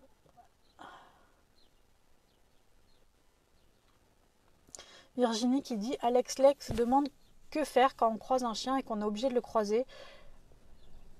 Que faire? Lui demander de s'asseoir, lui dire tu laisses, essayer de dire bonjour quand même, c'est une bonne question. Merci de l'avoir posée Virginie parce que j'ai beau remonter, je ne la vois pas. Certaines questions, je ne les vois pas et ça j'en suis désolée, c'est Facebook. J'ai beau remonter, je ne vois pas la question d'Alex. Donc Alex, sa question va arriver. Il y a déjà sa question dans la préparation du live, je ne sais pas si c'est la même ou pas, je vais répondre là à sa question. Quand on croise un chien qu'on est obligé de croiser, c'est pour ça qu'il faut que tu saches la distance à laquelle ton chien peut se gérer, parce que si tu es en cours de travail, il vaut mieux s'éloigner. Je vous dis depuis le début, ça ne sert à rien de mettre ton chien dans une situation d'échec, dans une situation où tu sais qu'il va réagir, c'est aller droit vers la catastrophe pour ton chien, parce que tu vas récompenser le fait qu'il réagisse, et tu vas lui dire, t'as raison, réagis comme ça, continue, c'est la bonne solution, alors que c'est pas ce qu'on veut. Pardon, j'ai un hoquet qui remonte. Donc le but va être d'associer ce qui est en face à quelque chose de cool et va être tout simplement, ça me gratte, pardon, voilà, d'associer quelque chose de cool et qu'on puisse passer correctement. Tu laisses, s'il est appris, peut être utile dans ces cas-là. Si tu peux pas assez t'éloigner, essayer de dire bonjour quand même, ça sert à rien tant que ton chien n'est pas bossé. Parce que, je le dis, si ton chien réagit, c'est perdu. Lui demander de s'asseoir, je ne le conseillerais pas, parce qu'un chien immobile est un chien qui monte hyper rapidement en tension. Donc on reste dans le mouvement quand on travaille son chien. Demander à un chien de rester immobile, c'est un chien réactif. Lui demander de rester immobile, c'est impossible et c'est inhumain. Donc voilà. De la même manière que me tirez pas sur la laisse en faisant des coups de saccade, s'il vous plaît, quand vous travaillez un chien réactif. Chloé, pour tout travail, il faut s'assurer au préalable que les besoins sont assouvis. En effet, parfois pas de besoins sociaux assouvis, donc frustration plus lors de croisement. Exactement. Pour les chats, impossible de détourner son attention. Hier, par exemple, on a croisé 8 chats. La seule chose que j'arrive à faire, c'est de la mettre au pied. Si tu arrives à prendre aussi le focus, au fait de se concentrer sur toi pour qu'elle... du coup, tu peux pas rediriger avec le tu laisses parce que pour l'instant, elle sait pas le faire. Mais tu peux peut-être lui apprendre à se focuser sur toi. C'est un apprentissage, donc tu vas y arriver là aussi. Alex, merci. Mais de rien. Je suis désolée que ta question ne soit pas affichée. Question de Alexandrine. Bonjour, de mon côté, il n'y a que mon chien qui est réactif à tout ce qui... Attends. Alexandrine, bonjour, de mon côté, c'est que mon chien est réactif à tout ce qui est motorisé et de ce fait, j'ai beaucoup de mal à traverser la route, il a envie de sauter sur les voitures et aboie beaucoup, je pense qu'il a peur, d'où sa réactivité, il n'est ni réactif humain ni congénère. Y a-t-il une solution? Eh bien non, non, je déconne évidemment. Évidemment, c'est de l'humour, évidemment, il y a une solution. Pareil, quand vous attaquez un travail d'éducation canine, personne ne peut vous promettre que ça va se régler à 100%. Personne. Tous ceux que vous voyez qui vous disent « mais c'est bon, ça c'est rien, on va le rattraper », non. Nous, on vous dira toujours « attention, ça dépend de plein de choses, il y a des choses qui ne se rattrapent pas à 100%, mais on peut toujours travailler par contre. On peut toujours faire en sorte d'améliorer les choses, on peut toujours faire de nouvelles choses pour améliorer la situation, mais personne ne peut vous promettre que la situation va se changer à 100%. Donc la solution, ça dépend déjà où tu vis, parce qu'en ville, j'avoue que ça va être moins évident qu'à la campagne, sauf en ce moment de confinement, il y a beaucoup moins de trucs motorisés qui circulent quand même. Donc là aussi, ça va être le même travail, ton chien réactif, trouver la cause. S'il y a des grosses peurs, il y a d'autres solutions que l'éducation canine qu'on peut mettre en place en complément de l'éducation canine. Mais le travail à distance est une solution. Il y a une éleveuse que j'avais juste conseillée, qui n'avait pas eu de suivi, mais que j'avais juste conseillée pour un berger allemand qui supportait pas les voitures pareil. Eh bien, elle a, juste avec les conseils que je vous donne aujourd'hui, elle s'était mise à distance d'une route et elle avait travaillé son chien. Et en quelques semaines, elle avait mis un avis sur la page en disant que c'était génial parce qu'elle était arrivée à travailler cette réactivité. Donc pareil que les autres activités, trouvent la distance entre la zone verte et la zone rouge à travailler, la distance de zone de confort idéale pour travailler ça, et travaille en associant ça à quelque chose de cool. Et quand ton chien se débloque, voit que les voitures, que tout ce qui est motorisé finalement c'est cool, tu récompenses et tout cela va se débloquer et tout cela va créer une association positive dans son esprit et ça va le faire. Je suis désolée, mais là du coup, comme on arrive sur les dernières questions, ce qui se passe c'est que ça se répète et j'ai dit juste avant dans le live, je vous ai expliqué tout en détail et je ne peux pas me permettre de vous tout réexpliquer à chaque fois pendant 20 minutes parce qu'on en est déjà à 1h30 de live. Donc Alexandrine, si tu es sur ce live ou ce replay, n'hésite pas à aller au tout début du live parce que j'explique cette situation. Le travail, je l'explique de fond en comble, donc n'hésite pas. Pareil, apprends le tu laisses pour si tu te retrouves dans une situation où tu n'as pas prévu et que tu veux aider ton chien à se détourner, apprends-lui à laisser ou à être focus sur toi, mais c'est pas le travail de base. Le travail de base va être de réassocier tout ce qui est motorisé à quelque chose de cool dans son esprit. Voilà. Merci de votre réponse et bonne soirée. Merci à vous du coup. Je dis tu maintenant dans les lives, je trouve que c'est beaucoup plus simple. J'espère que ça ne vous dérange pas. Béatrice Marchand, j'ai vu qu'elle était là tout à l'heure, je ne sais pas si elle est encore là. Je voudrais savoir comment faire, ma chienne est réactive, humain et congénère. Avant le confinement, j'ai réussi à ce qu'on fasse des balades canines avec des autres chiens bien dans leurs pattes, mais quand je la sors de la voiture et qu'elle aperçoit d'autres chiens, elle se précipite et veut agresser, mais au fur et à mesure de la balade, elle se détend et finit par se relaxer et peut parfois faire des appels au jeu, mais n'aime pas quand c'est trop mouvementé. Comment l'aider pour qu'elle arrête d'agresser au premier regard et qu'elle arrive à accepter l'excitation autour d'elle? Elle n'aime pas quand il y a beaucoup de bruit ou d'excitation, que ce soit congénère, humain ou plein de bruit, voiture, marché, etc. Merci. Là aussi, trouver la cause, son passé, la peur, manque de communication, non-gestion de ses émotions. Trouve la cause ou fais-toi aider pour la trouver. Bonjour Béatrice, fais-toi aider pour la trouver, mais trouve la cause de cette réactivité. On commence le travail à distance et je serai toi pour faire des balades canines. Je me garerai à distance et je ferai un petit bout de balade. Toute seule avant de rejoindre les autres. Voilà, je les rejoindrai à pied, dans le calme, tranquillou. Trouve un chien qui soit d'accord, un humain qui soit d'accord pour t'aider à travailler avec son chien, pour avoir une bonne introduction, j'allais dire. Non. Une bonne rencontre, une bonne salutation, un bon bonjour entre les chiens.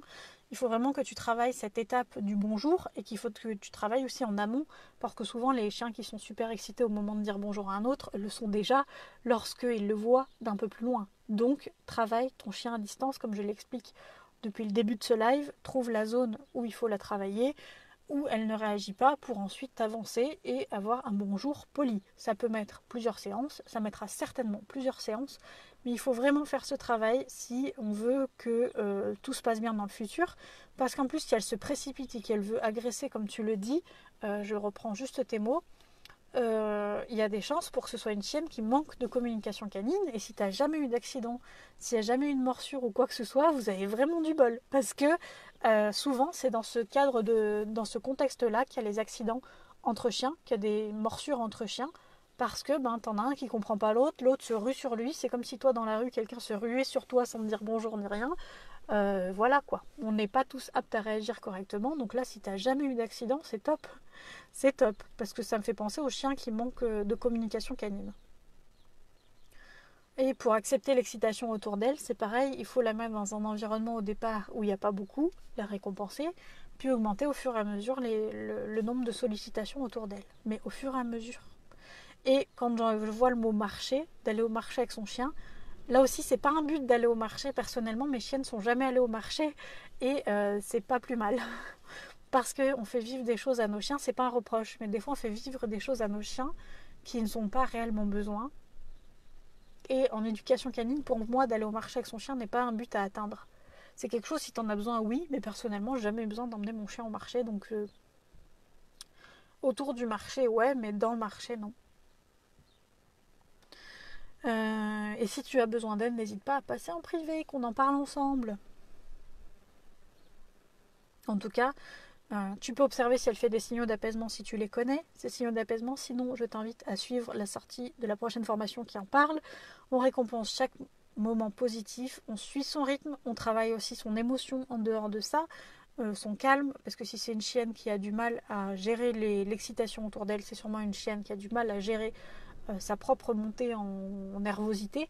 Donc on va lui apprendre aussi à gérer ça au-delà de sa réactivité pour qu'elle soit le plus calme possible dans la vie de tous les jours.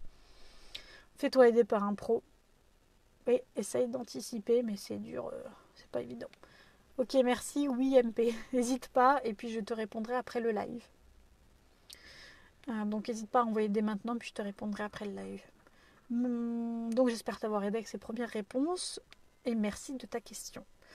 Marion RN, bonjour, mon chien est ultra réactif aux trottinettes et skates, quel comportement adopter? PS, merci pour votre travail. Merci Manon. Je vais vous étonner, mais je vais vous dire de travailler selon la zone de confort de votre chien. Voilà, on arrive aux dernières questions et du coup, ce qui fait que en fait, je vous répète ce que je vous dis depuis le début, donc j'espère que pour vous c'est toujours intéressant. Ici, on a un chien qui est réactif, ultra réactif aux trottinettes et skates, ce qui fait quand même penser à de la prédation. C'est pas forcément... C'est une espèce de réactivité, mais elle s'explique par un comportement naturel chez le chien qui est de courir après ce qui va plus vite que lui. Et attendez 2 secondes parce que là, au bout d'1h30, je suis obligée de boire un coup. Comme d'hab, pour ceux qui sont dans les cours du lundi, quand on fait des lives, J'ai toujours une bouteille de coca qui me sert de bouteille d'eau. Attendez, je tousse. Excusez-moi. J'ai cru que j'étais hors du champ, mais non, pas du tout. Vous m'avez vu tousser, c'est bien. C'est vachement professionnel.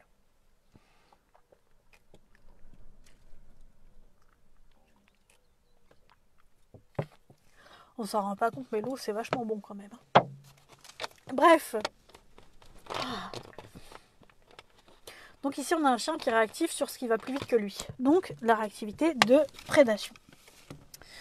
Elle va se travailler comme les autres. Seulement, ce qu'on va rajouter par rapport aux autres, c'est le mouvement. Évidemment, si votre chien est réactif au chien, au début, vous pouvez travailler avec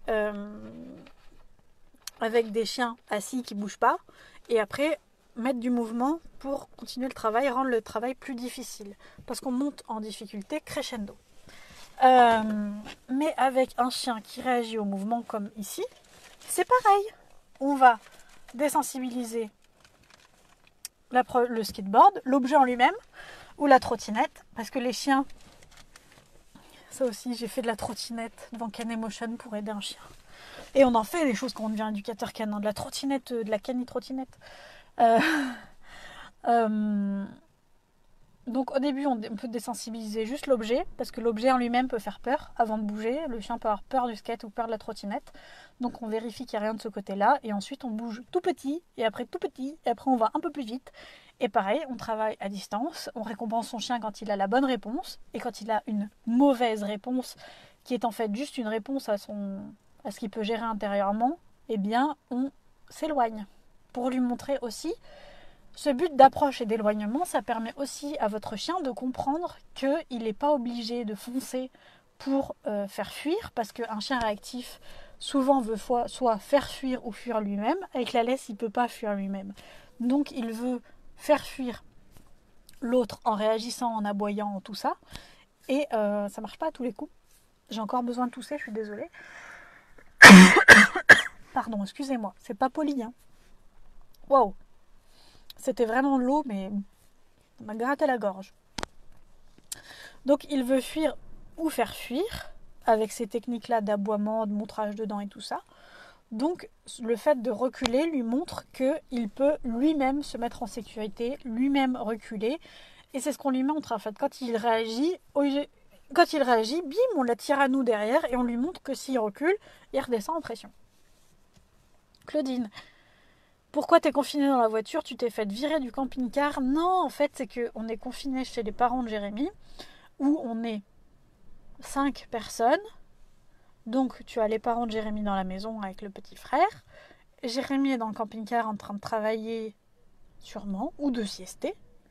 Et du coup, moi, je veux déranger personne et je me mets en exil dans la voiture. Et comme ça aussi, on est entre nous, tu vois.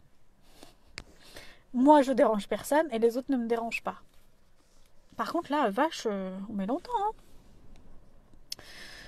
Voilà. Savoir aussi que les roues de vélo et compagnie, ça fait un autre bruit dans l'esprit des chiens et ça peut être un bruit très agaçant. D'ailleurs, quand il y a le Tour de France, on voit qu'à chaque fois, t'as des gens qui vont au Tour de France avec leur chien et le chien fonce sur les vélos. Donc ça peut être aussi pour ce bruit des roulements de roues et qui peut être très désagréable.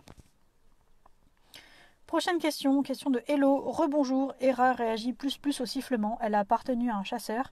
Je l'ai récupérée il y a 1 an et demi à la SPA. Nous avons beaucoup progressé depuis, mais je ne connais rien de son passé ou presque. Pardon, j'ai encore besoin de tousser. Celui-là, il était beau.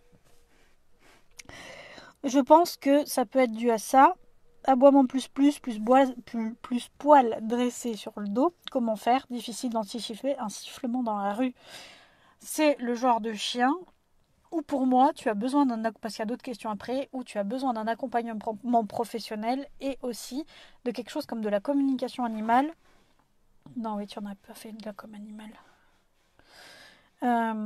Pour te faire aider, parce que ça peut aider à connaître notamment son passé ou les sentiments qu'elle a en fonction de ce que Hera vit.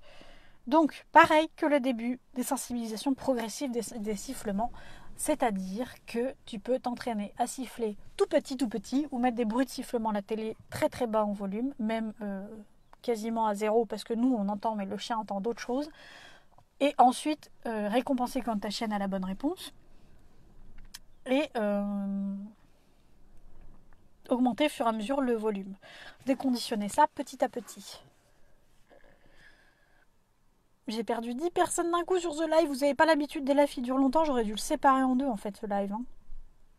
Pas pour le nombre de personnes qui regardent parce que ça je m'en fous, mais juste parce que je veux aider les gens et que j'espère que c'est pas pour des obligations autres et que du coup c'est pas des personnes qui ratent ce qu'elles voulaient voir. Donc on désensibilise progressivement et on récompense dès que quelqu'un siffle et qu'elle ne réagit pas. Pourquoi mon chien aboie à poil dressé, etc. lorsqu'elle croise d'autres chiens dans la rue alors qu'elle s'entend très bien avec d'autres chiens que l'on voit régulièrement? Eh bien ça dépend de beaucoup de choses et je ne peux pas te répondre comme ça directement sans étudier le cas de ta chienne. La laisse, comme je vous le dis depuis le début, empêche beaucoup de communication, mais il faut voir aussi selon son passé. Ça n'a pas l'air d'être un passé top. Il faut voir si... comment dire, si c'est toujours sur le même genre de chien qu'elle réagit ou pas du tout. Il y a plein de choses à voir, donc n'hésite pas à passer en privé pour qu'on en parle, parce que c'est extrêmement plus complexe que ça en a l'air. Comment gérer ces aboiements sur les personnes portant des chapeaux casquettes dans la rue? Même travail que pour les sifflements. Déconditionner l'objet aussi, parce que là on voit que c'est chapeau casquette. En avoir à la maison et lui montrer que c'est pas dangereux, que ça va rien lui faire. Donc en laisser à la maison et puis associer à quelque chose de cool quand elle ne réagit pas. Et ensuite le porter par exemple et lui montrer toujours que c'est cool. Lorsqu'on balade, elle a repéré les portails où il y a des chiens et monte toute seule en pression, alors que parfois les chiens n'y sont même pas à ce moment-là. Je crois que c'est tout pour moi, merci en tout cas. Donc ça, essaye de changer les lieux de balade. On lui apprend à laisser s'il y a besoin. On peut travailler à distance comme on l'explique depuis le début de ce live. On peut détourner son attention avec une pluie de friandises, mais on peut aussi travailler le fond de ses émotions parce que Hera semble avoir des problèmes beaucoup plus profonds qu'une simple peur, qu'une simple réactivité.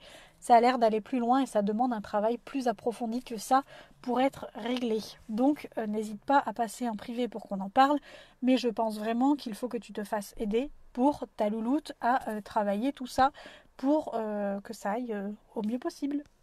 Il reste 2 questions. Genre c'est une torture pour vous, tu sais.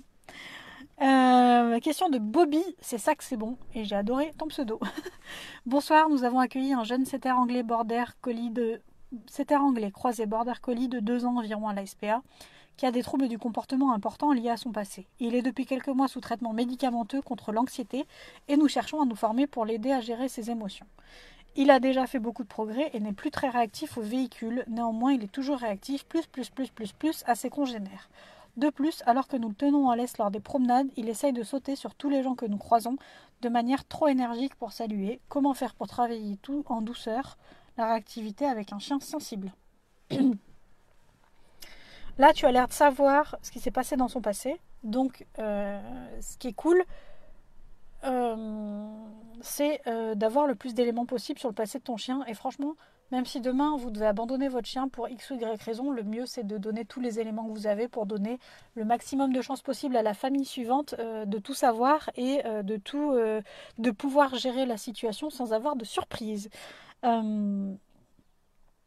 Là, il y a un vrai travail, comme le disait tout à l'heure Chloé, avec les émotions, avec le travail profond du chien, et que la gestion du stress, il est sous traitement médicamenteux, donc il faut profiter de cette phase où il est sous traitement pour l'aider. Justement, il faut profiter de ça pour prendre un moment pour l'aider. Et tu dois te faire aider par un pro.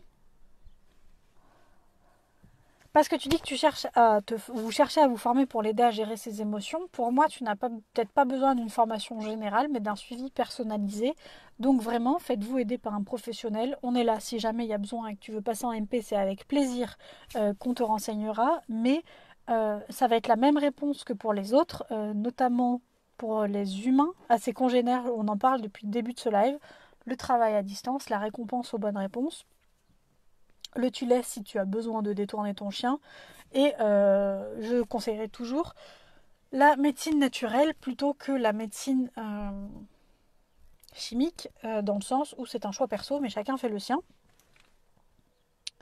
Et profite de cette période, surtout où il est sous traitement, pour travailler ça. Réponse de Hello. Bonjour, non, je n'ai pas encore fait de CA, de communication animale, je suis en train de me former. N'hésite pas si jamais je peux t'aider là-dessus, on en fait. Elle n'aboie pas si le sifflement a lieu dans la pièce. Ok. Donc, siffle-toi ou un de tes proches dehors, mais il faut que tu te fasses aider de quelqu'un que tu sais qui va siffler. Ça me fait penser au travail qu'on fait avec les sonnettes où tu as quelqu'un qui sonne et l'autre il est au téléphone en disant bah sonne, vas-y, enfin tu vois, donner un signal pour savoir quand ça va arriver, pouvoir le gérer à distance pour après ensuite se rapprocher. Et j'avoue que c'est ce travail qu'on m'avait demandé une fois avec un chien de chasse justement. Et que j'ai pas fait parce que je travaille pas avec les chasseurs. Je passais pour une raciste, mais mes idées sont trop éloignées de l'idée de beaucoup de chasseurs. Donc je ne travaille pas parce que j'ai pas envie de m'énerver. Et il y a des gens qui le font beaucoup mieux que moi, avec les chasseurs. Comment gérer les promenades et autres sorties du domicile? Au début, on va dans les endroits les plus calmes possibles pour pouvoir gérer un peu ce qui se passe autour. Mais la solution, c'est pas d'éviter toutes les stimulations. La solution, c'est d'apprendre à son chien à les gérer. Donc oui, comme je le dis depuis le début, ça va mettre du temps, mais c'est pas grave. C'est pas grave. On aide nos chiens et on les accepte et on les aime comme ils sont. Et la beauté est dans le voyage. Donc profitez de ce moment pour consolider la relation avec votre chien par le travail, par des activités ensemble, même si c'est celle-là, c'est pas grave.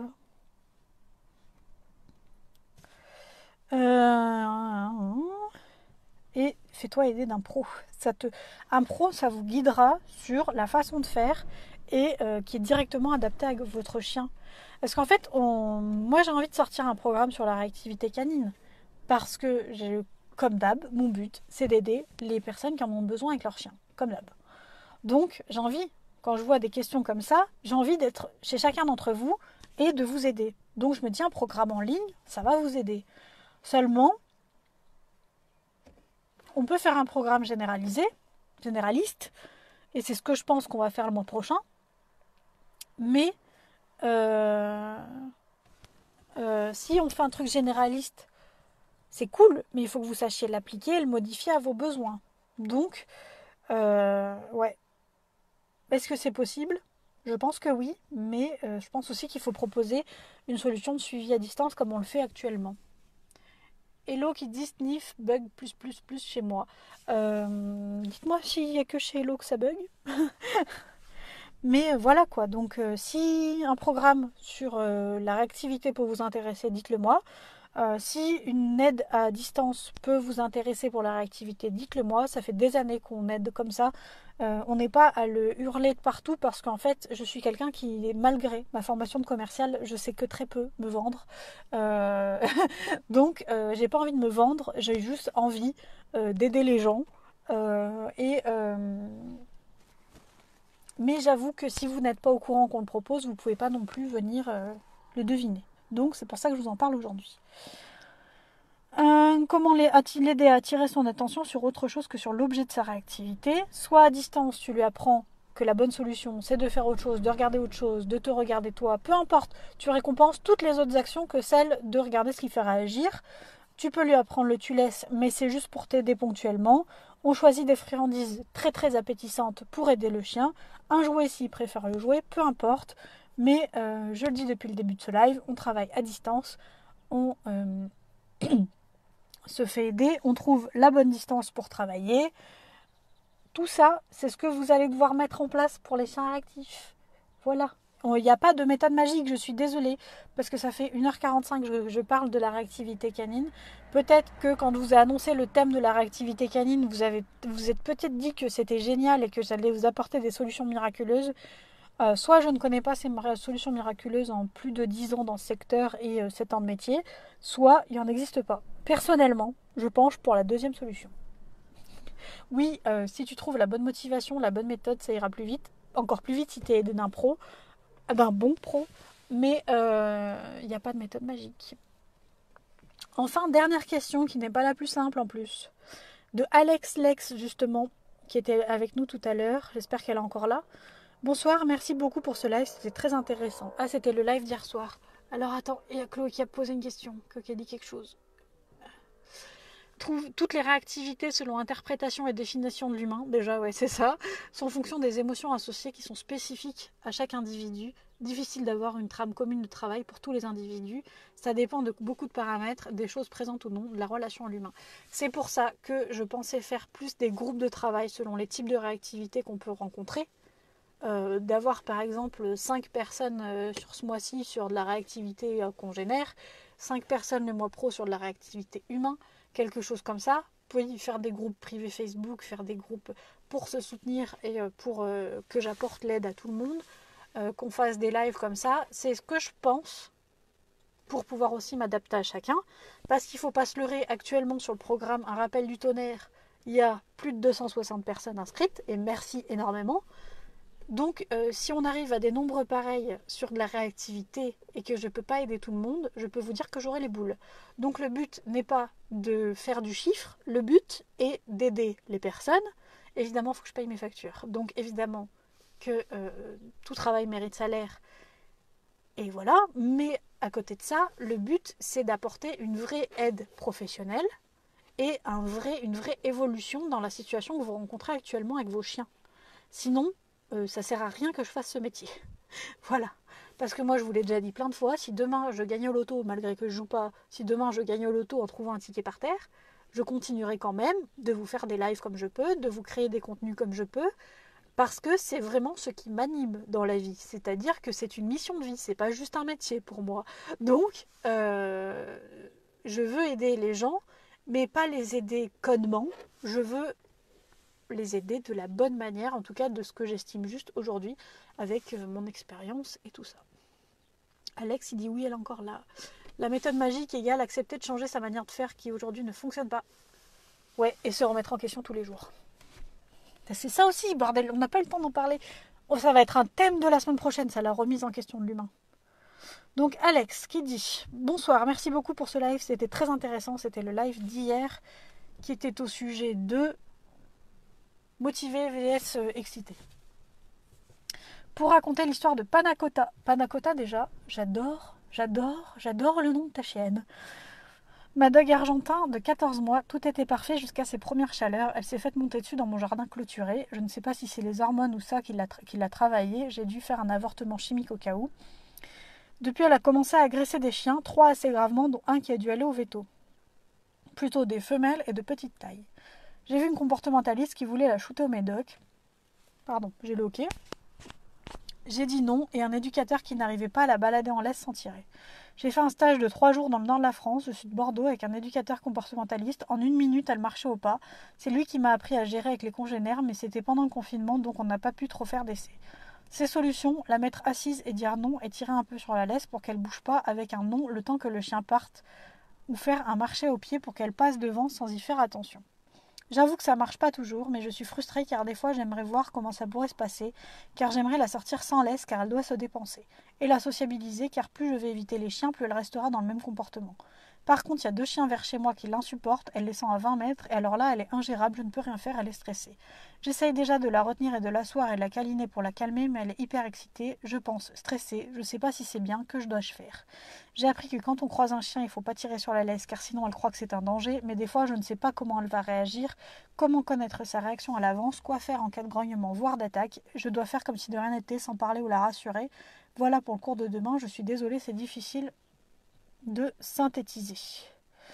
Et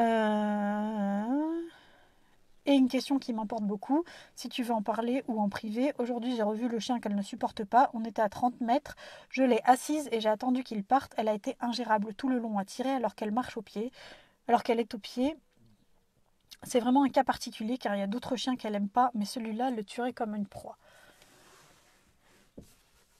On en a parlé en privé avec Alex et ce que j'ai à dire c'est que si tu as écouté Alex, je crois que tu as écouté tout le live et je te remercie vraiment, je te remercie beaucoup.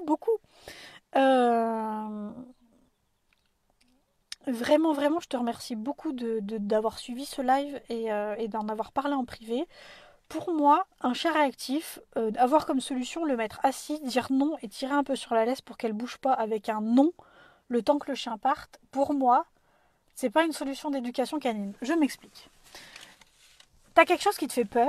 Est-ce que le fait qu'on te dise non et qu'on te rajoute quelque chose de négatif comme conséquence va changer quelque chose ? À part peut-être le fait que la prochaine fois tu réfléchisses à 2 fois avant de l'ouvrir parce que tu te dis que cette conséquence-là te fait flipper. C'est pas la voie que moi j'ai choisi de suivre dans l'éducation canine, c'est pas la vie que j'ai décidé de mener. Comme tu as dû l'entendre depuis le début de ce live, ce que je vous propose, c'est de partir à distance avec votre chien et d'associer ce qui fait peur à quelque chose de cool. C'est-à-dire de changer carrément tout l'état émotionnel de ton chien pour arriver à quelque chose de cool. Pour moi, demander à ton chien d'être au pied le temps de croiser un chien, c'est le concentrer sur autre chose pour ne pas voir l'autre chien. Seulement, comme tu le dis, ton chien, il va jamais s'habituer aux autres chiens parce que tout ce qu'elle aura appris, c'est à être au pied ou à des coups de saccade sur la laisse ou à rester assise. Elle n'aura pas appris à gérer ses émotions et à rencontrer un copain. Non, elle aura appris à fermer sa bouche et à subir la situation. Donc au fur et à mesure, ce qui risque de se passer, c'est l'inverse. C'est que tu as un chien qui associe les autres chiens à quelque chose de pas cool du tout, parce que quand elle en croise, c'est pas du tout agréable. Et au bout d'un moment, elle peut encore plus réagir que ce qu'elle ne faisait, et la situation peut s'empirer au lieu de s'améliorer. Et il y a d'ailleurs de grandes chances que ça se passe comme ça, parce que si tu associes une situation à quelque chose de négatif dans l'esprit d'un chien, elle ne va pas y réagir positivement. Pas du tout. Pas du tout. Donc c'est absolument pas une critique de qui que ce soit, des méthodes de qui que ce soit. Chacun travaille comme il veut. Je te fais juste le retour, parce que tu me le demandes gentiment, de mon expérience, de mon métier, de ma façon de travailler. Donc comme tu l'as vu depuis le début de ce live, ce que je propose, c'est l'inverse. C'est de se mettre à distance au départ. Mais la distance est une étape obligatoire. Parce que si tu restes dans le cercle où ta chienne, elle réagit, elle tire et tout ça, tu ne peux pas travailler à cette distance-là. C'est impossible parce que ta chienne, elle ne peut pas se fixer sur toi, elle ne peut pas comprendre ce que tu veux à cette distance-là. Elle est en zone rouge, elle est trop prise dans ses émotions pour comprendre quoi que ce soit. Donc, travaille à une distance où ma belle-mère, elle est en train de me faire des grimaces devant. C'est pas grave. Je crois qu'on est tous à craquer en ce moment. Travaille à une distance où ta chienne ne réagit pas ou peu et récompense-la pour ses bons comportements et pousse-la plus loin ensuite quand cette distance-là est acquise.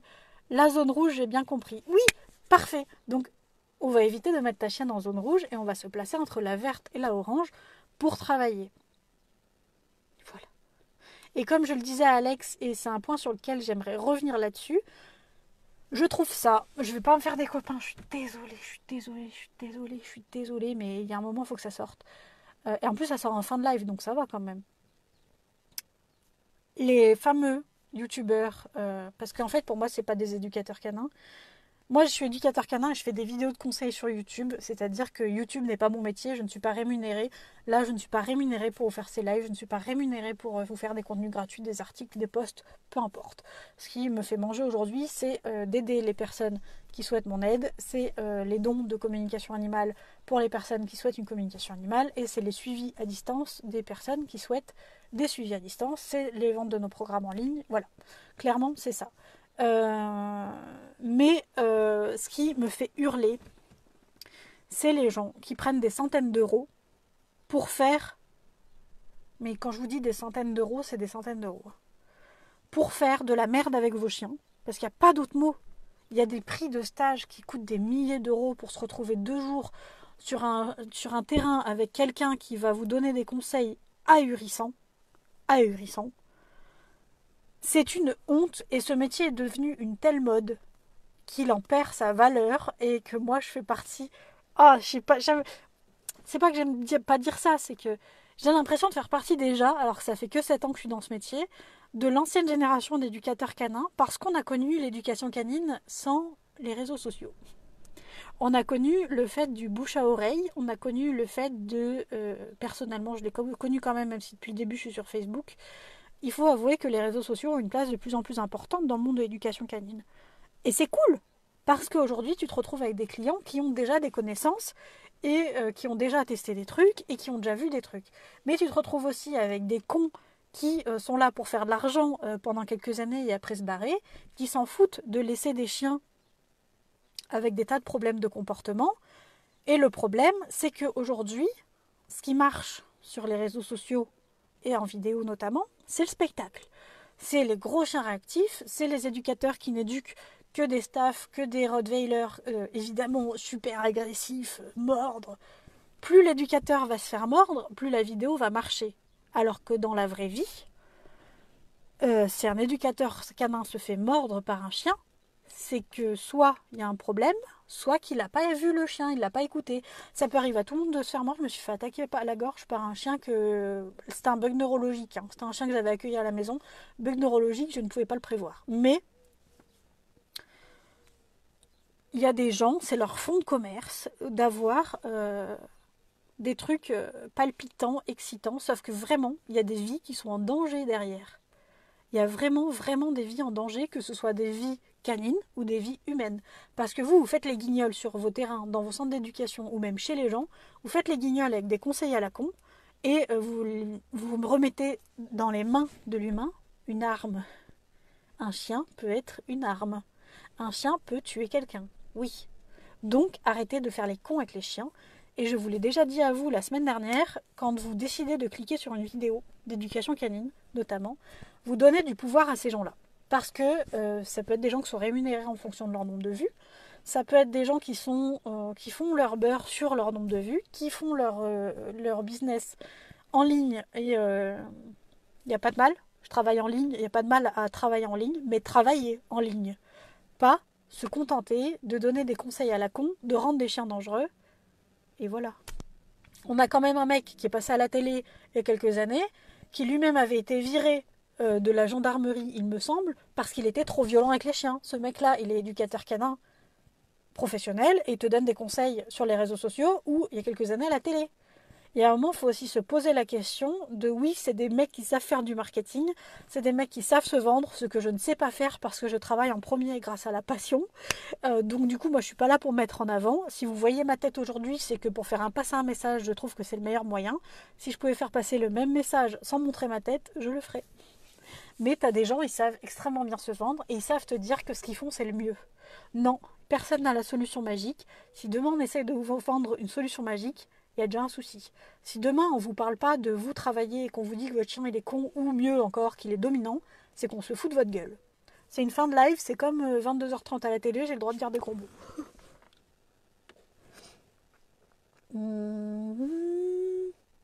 Chapeau, on ne va pas travailler avec les mêmes exercices, les chiens qui sont stressés, qui ont peur, agressifs, et ce, en fonction de leur état, mode de vie, relation avec leur humain. Je suis tout à fait d'accord, et c'est pour ça que j'essaie de trouver une solution pour aider les réactifs, adaptée, et pour l'instant, ce que j'ai trouvé, c'est le suivi individuel.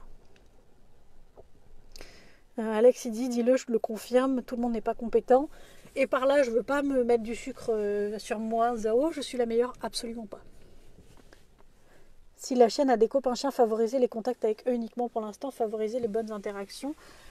Merci Chloé de son complément. En effet, il faut favoriser les bonnes interactions ou les bonnes réponses comportementales. Désolée pour ce petit coup de gueule de fin de live. Claudine, moi j'aime bien ta tête et Na. J'aime bien ta tête, Na, et ton discours, merci. Jérôme, bonjour. Claudine, merci. Moi je ne supporte pas de me voir en vidéo, mais...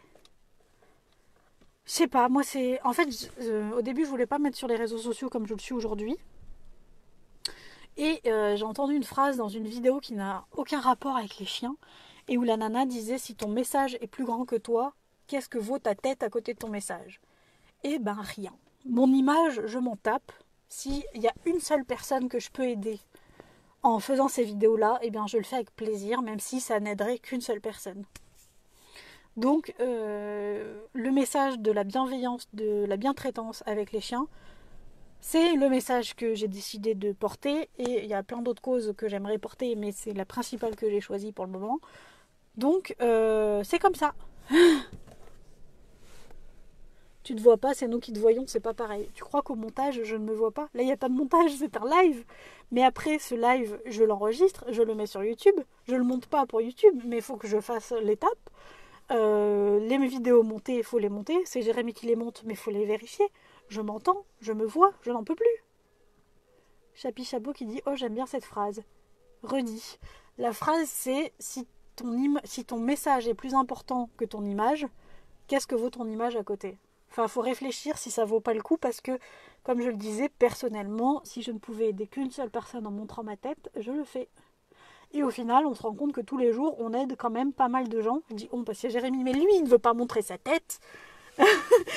Mais moi, je j'ai pas de mal avec ça parce que je suis pas là pour faire un concours de qui est la mieux, qui est la ci, qui est la ça. Je m'en tape. Je suis là pour aider les chiens. Claudine qui dit ben ferme les yeux. Alors à faire des lives, des vidéos les yeux fermés, ça va être chaud quand même. Mais ça fait depuis 2015 que je suis sur les réseaux sociaux. 2013 Facebook, 2015 le blog et la chaîne YouTube. Les lives, ça doit faire 3-4 ans, je pense. Avant, c'était tous les jeudis soirs et on va reprendre après le confinement. D'ailleurs, encore un mois de confinement, les copains, encore un mois de vidéos tous les jours. Et après, je verrai suivant comment je m'adapte. Mais au moins, après, il y en aura au moins un par semaine. Mais ben voilà. Tu gères pas forcément ton image avec Internet, mais je sais grâce à ces vidéos qu'on a déjà aidé plusieurs personnes et franchement, c'est le principal pour moi. Voilà. Tout simplement. Donc voilà les amis, j'ai répondu aux questions. 2 heures de live, ouais. 2 heures de live. 2 heures de live. Mais bon, on y est arrivé, n'est-ce pas? J'espère que vous, ça va toujours. Le nombre a baissé, mais c'est normal, le nombre de personnes qui visionnent ça. J'espère qu'elles n'ont rien raté de ce qu'elles voulaient voir. De toute façon, ce sera en replay demain soir. Et puis voilà. Sur ce, je vais peut-être vous dire au revoir. Merci beaucoup pour ce live, merci beaucoup pour ça. Alex, tu me dis merci, bah merci à toi de ta confiance et de ces discussions en privé. Voilà, si tu as besoin d'aide, tu sais où me trouver. J'espère que je t'ai apporté, en tout cas j'ai apporté tout ce que je pouvais sur ce live. Je suis éclatée à parler depuis toute seule, 2 heures toute seule dans ma voiture. J'espère t'avoir apporté plein de pistes. Si tu as besoin d'aller plus loin, n'hésite pas à me contacter. Emma qui dit merci beaucoup, c'était vraiment top. À demain. Demain, on parle de gestion des émotions. Donc, n'hésitez pas, je vais poster le post comme d'hab avec pour mettre vos questions. Donc, voilà. Oui, c'était top. Ah bah parfait. Merci, tu es top. Merci. Chloé, allez, sortie des poilus. Bonne soirée à tous. Pareil. Bonne soirée à tout le monde. À demain, portez-vous bien, je vous aime très fort. Merci de votre soutien. Si vous souhaitez une aide, quelle qu'elle soit, passez en privé. Je vais essayer de me caler sur l'ordinateur pour répondre à vos messages. Et à demain. Bisous, bisous, je vais me reposer un peu. À demain, salut.